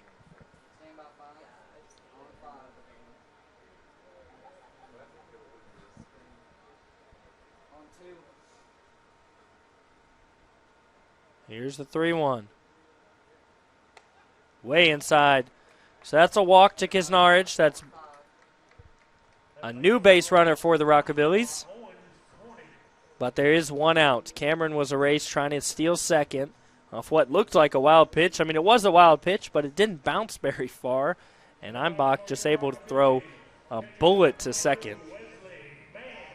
So now Wesley Mann, the catcher, who's 0 for 3 today, will come up to bat. Looking to get something going here with Kisnarich now on first. He gets a hold of the first one. It's out to right. It's going back. It's going back. It's going to be over his head off the wall. And he bobbles it. That's going to score a run for the Rockabillys. Standing up, Kisnarich. Oh, he slides in, but Kisnarich does score the run.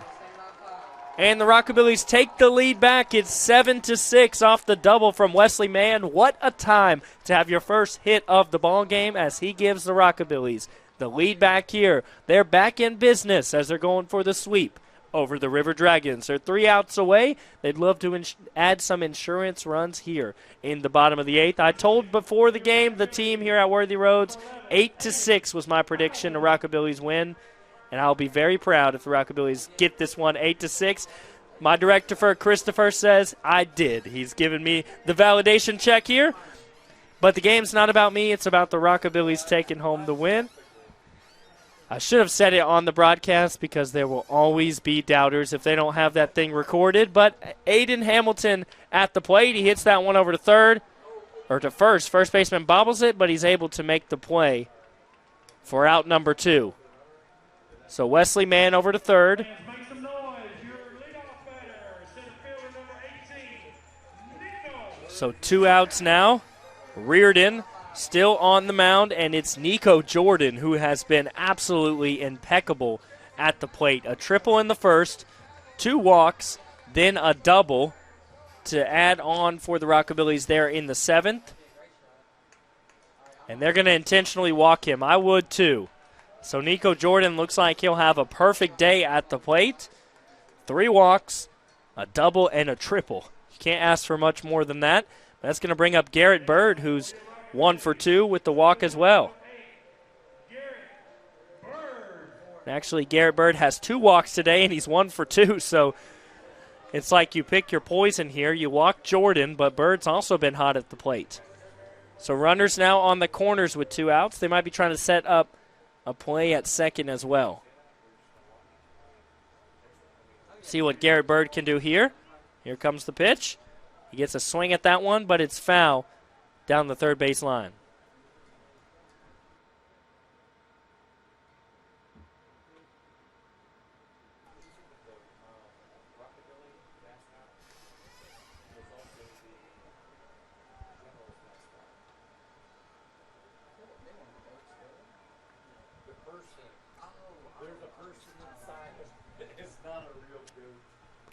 Oh, 1 is the count here with 2 outs and runners on the corner.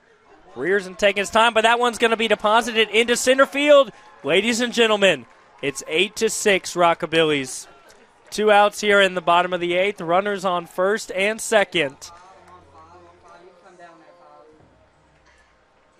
I don't think you can bet on Prospect League baseball, but If you could, maybe I should have taken the money line and the exact score here.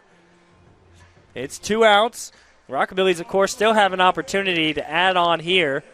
Denton is at the plate.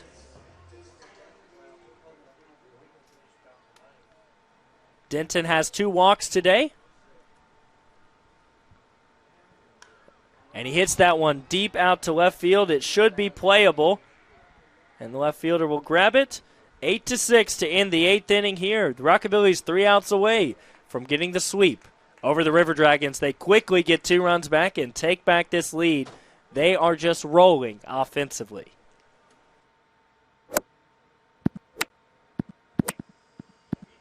Serving the Jackson area for over 20 years. The name you can count on. Carlock Automotive.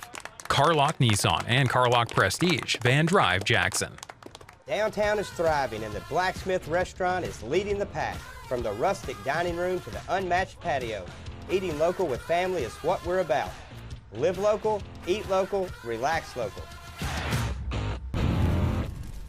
Here at Carlock Automotive of Jackson, we have it all. New car savings, quality used cars. We repair all makes and models. We can even buy cars. I don't think I have to say it.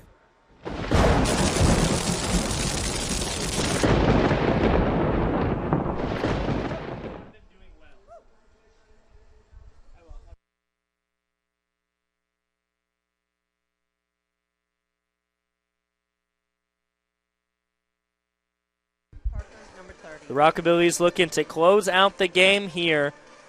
They lead it now 8-6. They have just been doing a phenomenal job of getting runs back. Every single time they fall down or it gets close, they're able to get right back in control of the ball game. It's Will Rapole, who we talked about warming up. He is now on the mound trying to close this one out for the Rockabillys and get the save.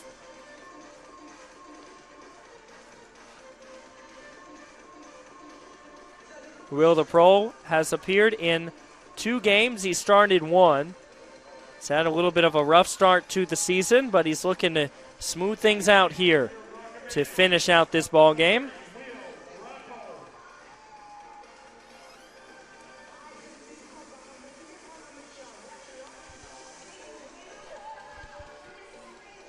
So he needs 3 outs to finish this one. He's got to go through LaRocco, who's 1 for 4 today with an RBI and a strikeout. And I'm sure that the River Dragons will be having some pinch hitters here in the 9th. Desperation. But if things don't change, it should be I'm Back the catcher, who's 0 for 3, and Eli Young, who's 0 for 2 with the walk.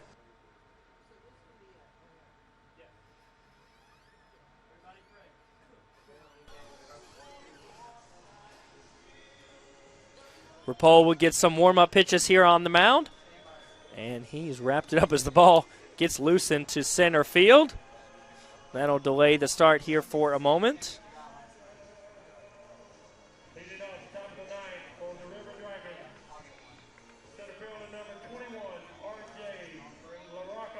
So LaRocco will come up to the plate to start out the inning here for the River Dragons.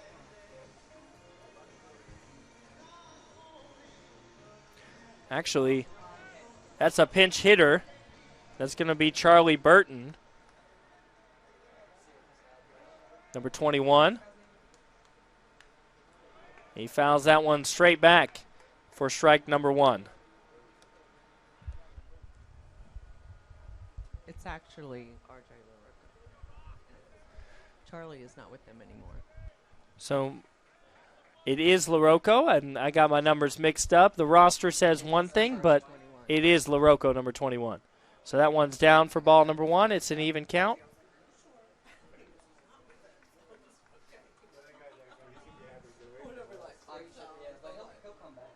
Here's the 1-1. That one's hit deep, but it is dropping quickly. It's going to be trouble. And the left fielder looks like he is in pain as he's not able to make the play. He caught it, lost control of it, but he's grabbing his arm. This is not good news. That's Garrett Bird out there as the trainers are running out He's holding, I believe, his left arm. He dove for the ball. Looked like he had caught it in a mix-up where the Rockabillys couldn't decide who was going to grab that one. He's rolling.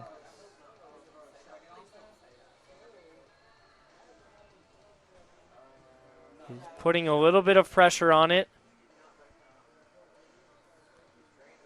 But it does not look good. A terrible sign here in the top of the ninth. The game's almost over.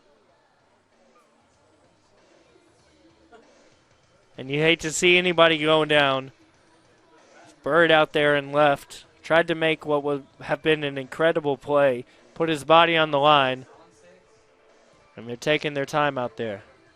Matt Franco, the manager's out there, as well as a lot of the staff.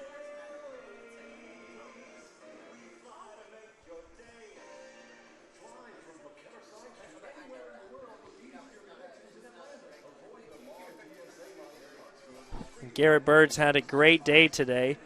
Went 2 for 3. Just had a big RBI there.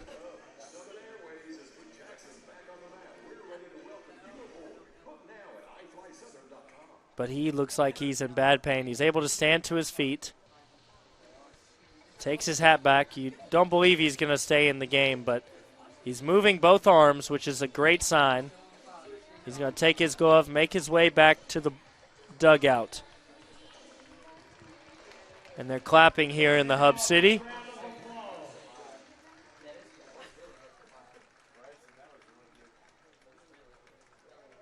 Garrett Bird knocked in an RBI there in the bottom of the 8th that made the Rockabillys take the lead. He was crucially important to this ball game, was trying to make a great play out there and left, put his body on the line, diving, rolling. Looked like he just rolled over that left arm. And you hope everything's okay, hope that it's just cautionary to take him out of the ball game. He is able to make himself get off the field by himself. You can see he's not holding the arm anymore, which is a good sign. But it does complicate things now. You've got LaRocco on second. Luckily, the Rockabillys got that extra run as insurance, so they've got a 2-run lead. But Will the Prole now has to face Tyler Umbach. So no pinch hitter yet for the River Dragons. Umbach has struck out once. He's 0 for 3.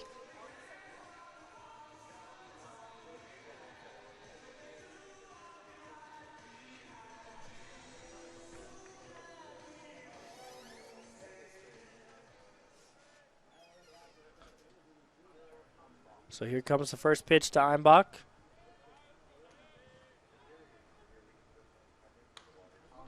That one's hit. Should be foul, and it's not going to stay in. Another souvenir foul ball sponsored by Cell Phone Repair. There's the loose ball from the young fan that grabbed that souvenir to take home tonight. 0-1 is the count. Rapole trying to get the Rockabillys out of it. That's a beautiful pitch. You've got to give that to him. Come on, umpire. 1-1 apparently the count, but that's a strike all day long in every level of baseball. Little league, major league, prospect league, high school, college. I don't know how that's a ball, but 1-1 is the count. And swing and a miss there. 0-2 should be a strikeout to set him down, but we'll have to do it again. 1-2. Will the Rapole trying to get the first out here in the top of the ninth. LaRocco at second does complicate things, but you've got a 2-run lead. Come on, Blue. That's in there. 2-2. I don't know what you have to do. I guess it's only a strike if they swing now. It's a new rule here in the top of the ninth. It's only a strike if you swing. 2-2. But Rapole will try to get back here. We'll see what he goes to here. And that one's a little bit high. Full count. So it's a full count now. But Rocco is there at second. It was ruled a double. Bird went down with an injury. I guess it's 3-2 now. Oh, nope, so it will be 4-2. That'll walk him. And Einbach will take first. So 2 on now here with no outs in the top of the ninth. It'll be Eli Young coming up to bat.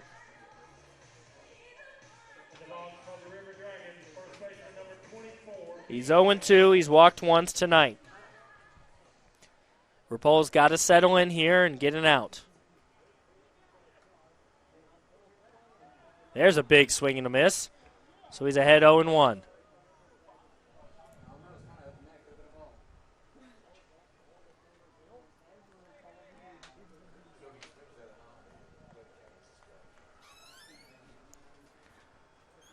This is crucially important.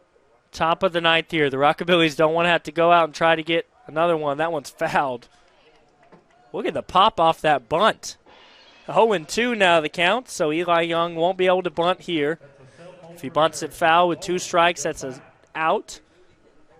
One of the rules not as many people know, but you never bunt with 2 strikes because if it goes foul, that's an out. So Eli Young will be swinging the bat if it's close.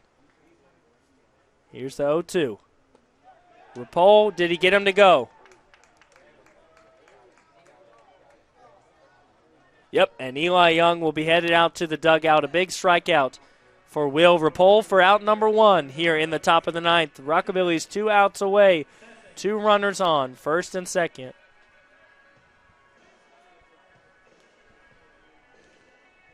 Sessing's up to bat.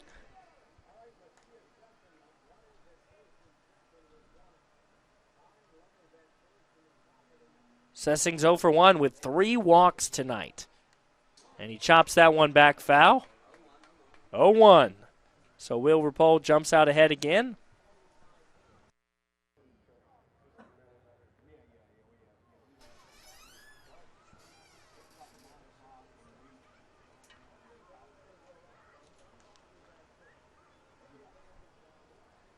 Wouldn't mind a double play here to end the game. Could get the out at first, second, or third. Gets the call on that one. 0-2. Rapol's ahead.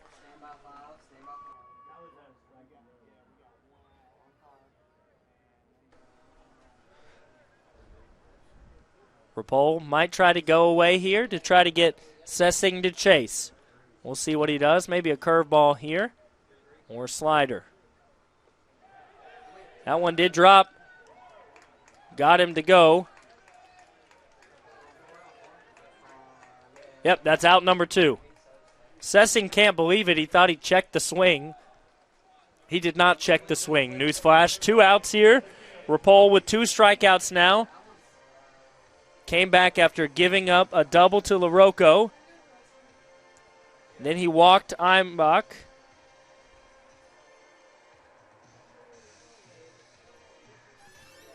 And now it's Bryce Suppan who could be the last batter of the ball game. Bryce Suppan came into pinch hit. He's walked once. He just had 1 at bat.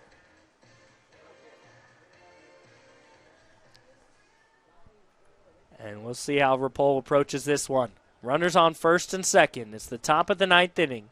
Rockabillys lead it by 2. They're going for the sweep. That one's a little bit low. Ball number 1.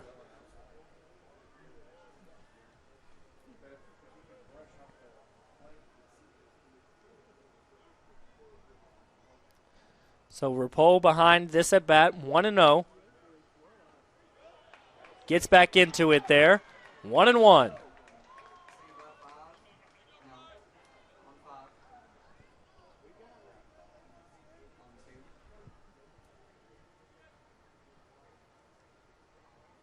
Suppan batting just 200 coming into today's game. Here's the 1-1. That one in the same position the first pitch was in. It's a ball again, 2-1.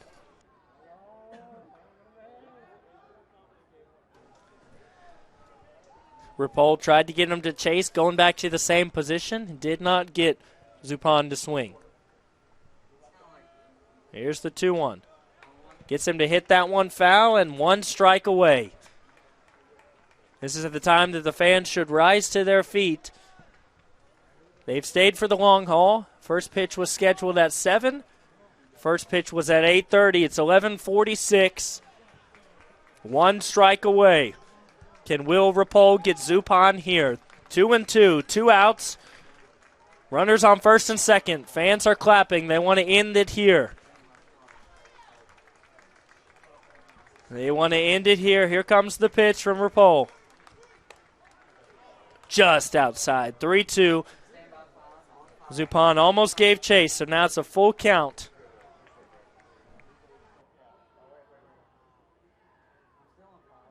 They're going to have a quick meeting over here between the third base coach and Zupan. Give him a fist bump. Looks like they're telling jokes over there. They're laughing. They're down 2 runs. They're 1 strike away from being swept in the series. But something was funny. 8-6. It's a full count. Here comes the payoff pitch from Will Rapole. Looking to get the save here. Here it comes. 3-2, 2 outs. That one's hit right through. That's going to bring in 1 run. It's 8-7. So Zupan able to stay alive, just barely chop that one through the infield. It's 8-7, so my prediction was wrong, but 1 out will still get the Rockabillys to win the game. They need 1 out here. It's Briar Arview, who's 1 for 3 today. He comes up to the plate. He's walked once as well. Will Rapole will remain on the mound. See if he can get the out here to end the inning in the top of the 9th.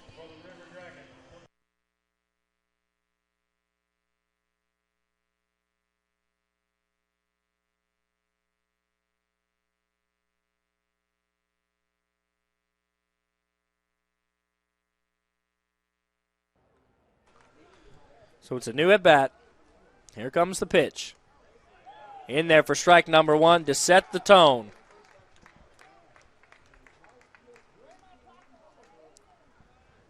The great thing about the Rockabillys getting 2 runs in the bottom of the 8th is they had a 2-run lead. That one's fouled off. 0-2 quickly ahead, Will Rapole.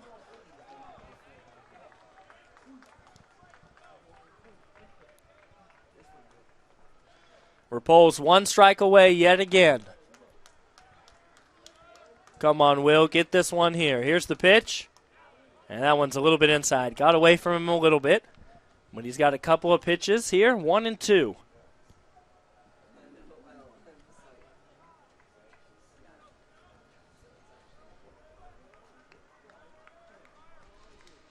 Here it comes. We'll do it again. Come on, Rapole. 1-2. That one's chopped foul. Runners going at the crack of the bat. 2 strikes, 2 outs.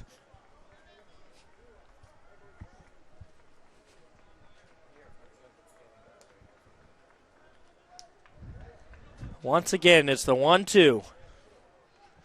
Rapole's up to 25 pitches, 26. Here's the 1-2. That one's cracked, but foul again. So we'll do 1-2 over again.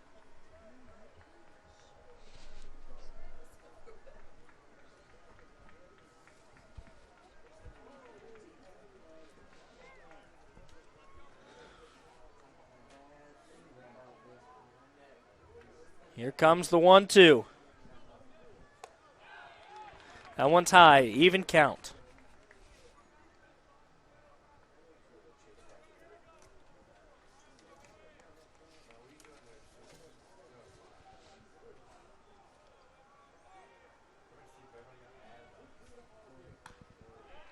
And that one's fouled off yet again. Still 2-2.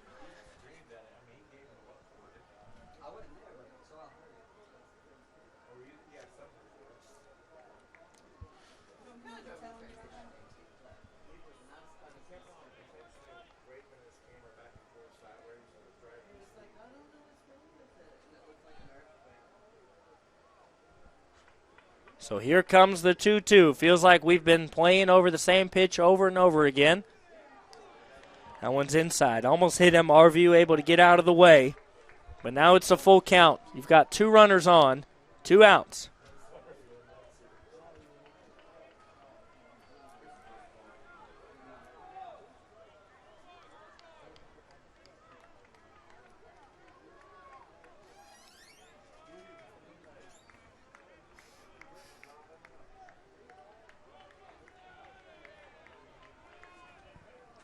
Here comes the pitch. And that one's cracked foul yet again. So a long at-bat here. It's a full count. Rapole and RVU battling it out here as the game hangs in contention between 2. Rockabillys lead it by 1. There's 2 runners on. The faithful fans have stayed through the whole ball game after a late start. That one's fouled off yet again. This is the longest at-bat of the ball game. And a lot riding on this one here. 3-2, both fans, bases holding their breath. Players in the dugouts as well, waiting to see what will happen. Here's the payoff pitch again. Rapole wants to get after it here. Here he comes. He sets, checks, and deals. Did he go? He didn't go. So walk to load the bases up.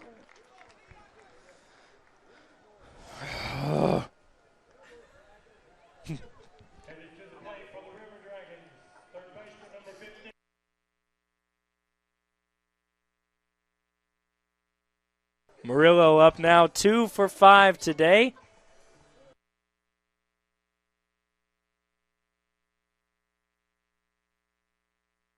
Very stressful top of the 9th here. Bases loaded, 2 outs. That one's outside for ball number 1.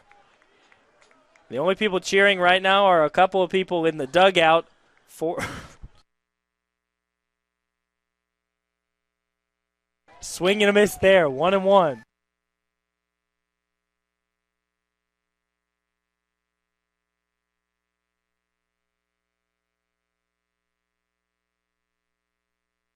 Here's the pitch. That one's fouled back. 1-2 now the count.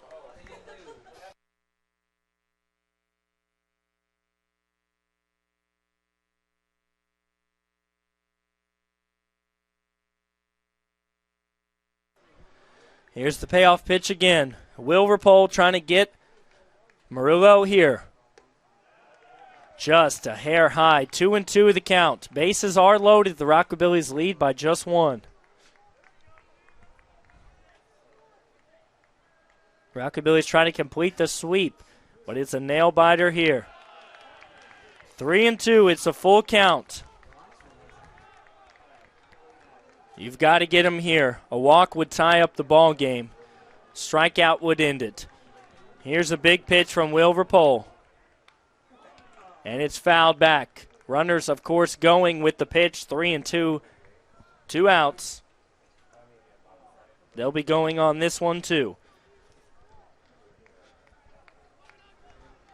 Will Rapole is trying to close this ball game up. He gave up the 1 run. The bases are loaded. Here's the big payoff pitch. Runners go. Got him. He gets the call. Strikeout, and the Rockabillys win it 8-6. The River Dragons can't believe it, but the Rockabillys fans rise to their feet to applaud as Will Rapole gets the strike call. That's been called a strike all night long. The umpire's been consistent with that one. That is a strikeout. If it's that close, you know you've got to be swinging to foul it off. But the Rockabillys complete their first sweep of their career as a team. They get the home win here in front of the crowd. They're on a 4-game win streak. And they hand the River Dragons their 5th straight loss. They outlast the River Dragons, outswim them, if you will. But 8-7, the Rockabillys get it done right here in the Hub City. It was a long night at the ballpark. The rain delay caused us to start at 8:30, but the faithful stayed out till nearly midnight here at the ballpark as the Rockabillys get yet another win. They did it with consistency yet again at the plate. 8 runs, 8 hits. They limited it to just 2 errors tonight. They had 9 walks and actually 20 30 walks in the last 3 games against the RVU River Dragons. Just an incredible stat there. They also put up 34 runs in 3 games. They averaged 11 runs, a little bit more than 11 runs, about 11.35 runs per game against the River Dragons. So the Bats have come alive for the Rockabillys after a rough and rocky 0-5 start. Now they're 4-5 on their way to 500. They play again here tomorrow night at 7 o'clock. In less than 24 hours, they're going to be back here at the ballpark. It's a late night for the team, but they're going to go get what rest they can after completing a nice 3-game sweep here at the ballpark. And they are excited, of course. The fans are excited. They stayed late into the night to watch this one, and the Rockabillys got it done here in front of the hometown crowd. The Rockabillys looking to continue the hot bats headed into their 2-game series right here against the O'Fallon Hoots. They play tomorrow night when the Baby Goats will be at the ballpark. They also play Monday night on Military Night here in the Hub City. So make sure to tune in. Thank you so much for sticking with us late into the night to watch this one. It was a thrilling win, but let's just say let's never do that again. That was a scary win for the Rockabillys, but they got it done, and at the end of the day, that's what you love to see. The final score is 8-7 right here in the Hub City, and let's forget all the rest, all the scary moments in between. The Rockabillys get it done. They won here for me and the rest of the team at Worthy Road Studios here on Prospect League TV. Thank you so much for tuning in. Our director was Christopher Reasons. Our producer, Summer Sturgis. I'm Alexander Bitterling, your commentator for the Rockabillys. Our cameras tonight staying into the late night, where Eric Inman, Andrew Burris, and Christian Bryson, of course, our executive producer, the ever-cool, ever-present Paul Schulze, right here at BallGame Blitz TV. We thank you so much for tuning in. We'll see you again tomorrow night at 7 o'clock and Monday too, so mark your calendars. The BallGame Blitz Sports Network by Worthy Road Studios. With over 750,000 views in 2022, we are where you need to advertise. Please subscribe to our Worthy Road Studios YouTube channel and join the other 4,000 subscribers watching local sports, including Union University, USJ, TCA, Jackson Christian, and Peabody. Our multi-camera broadcasts include slow-motion instant replay, on-screen scoreboard and graphics, and professional announcers. Thanks to our sponsors who make it all possible. BallGame Blitz Sports Network by Worthy Road Studios, the premier sports broadcast network in West Tennessee.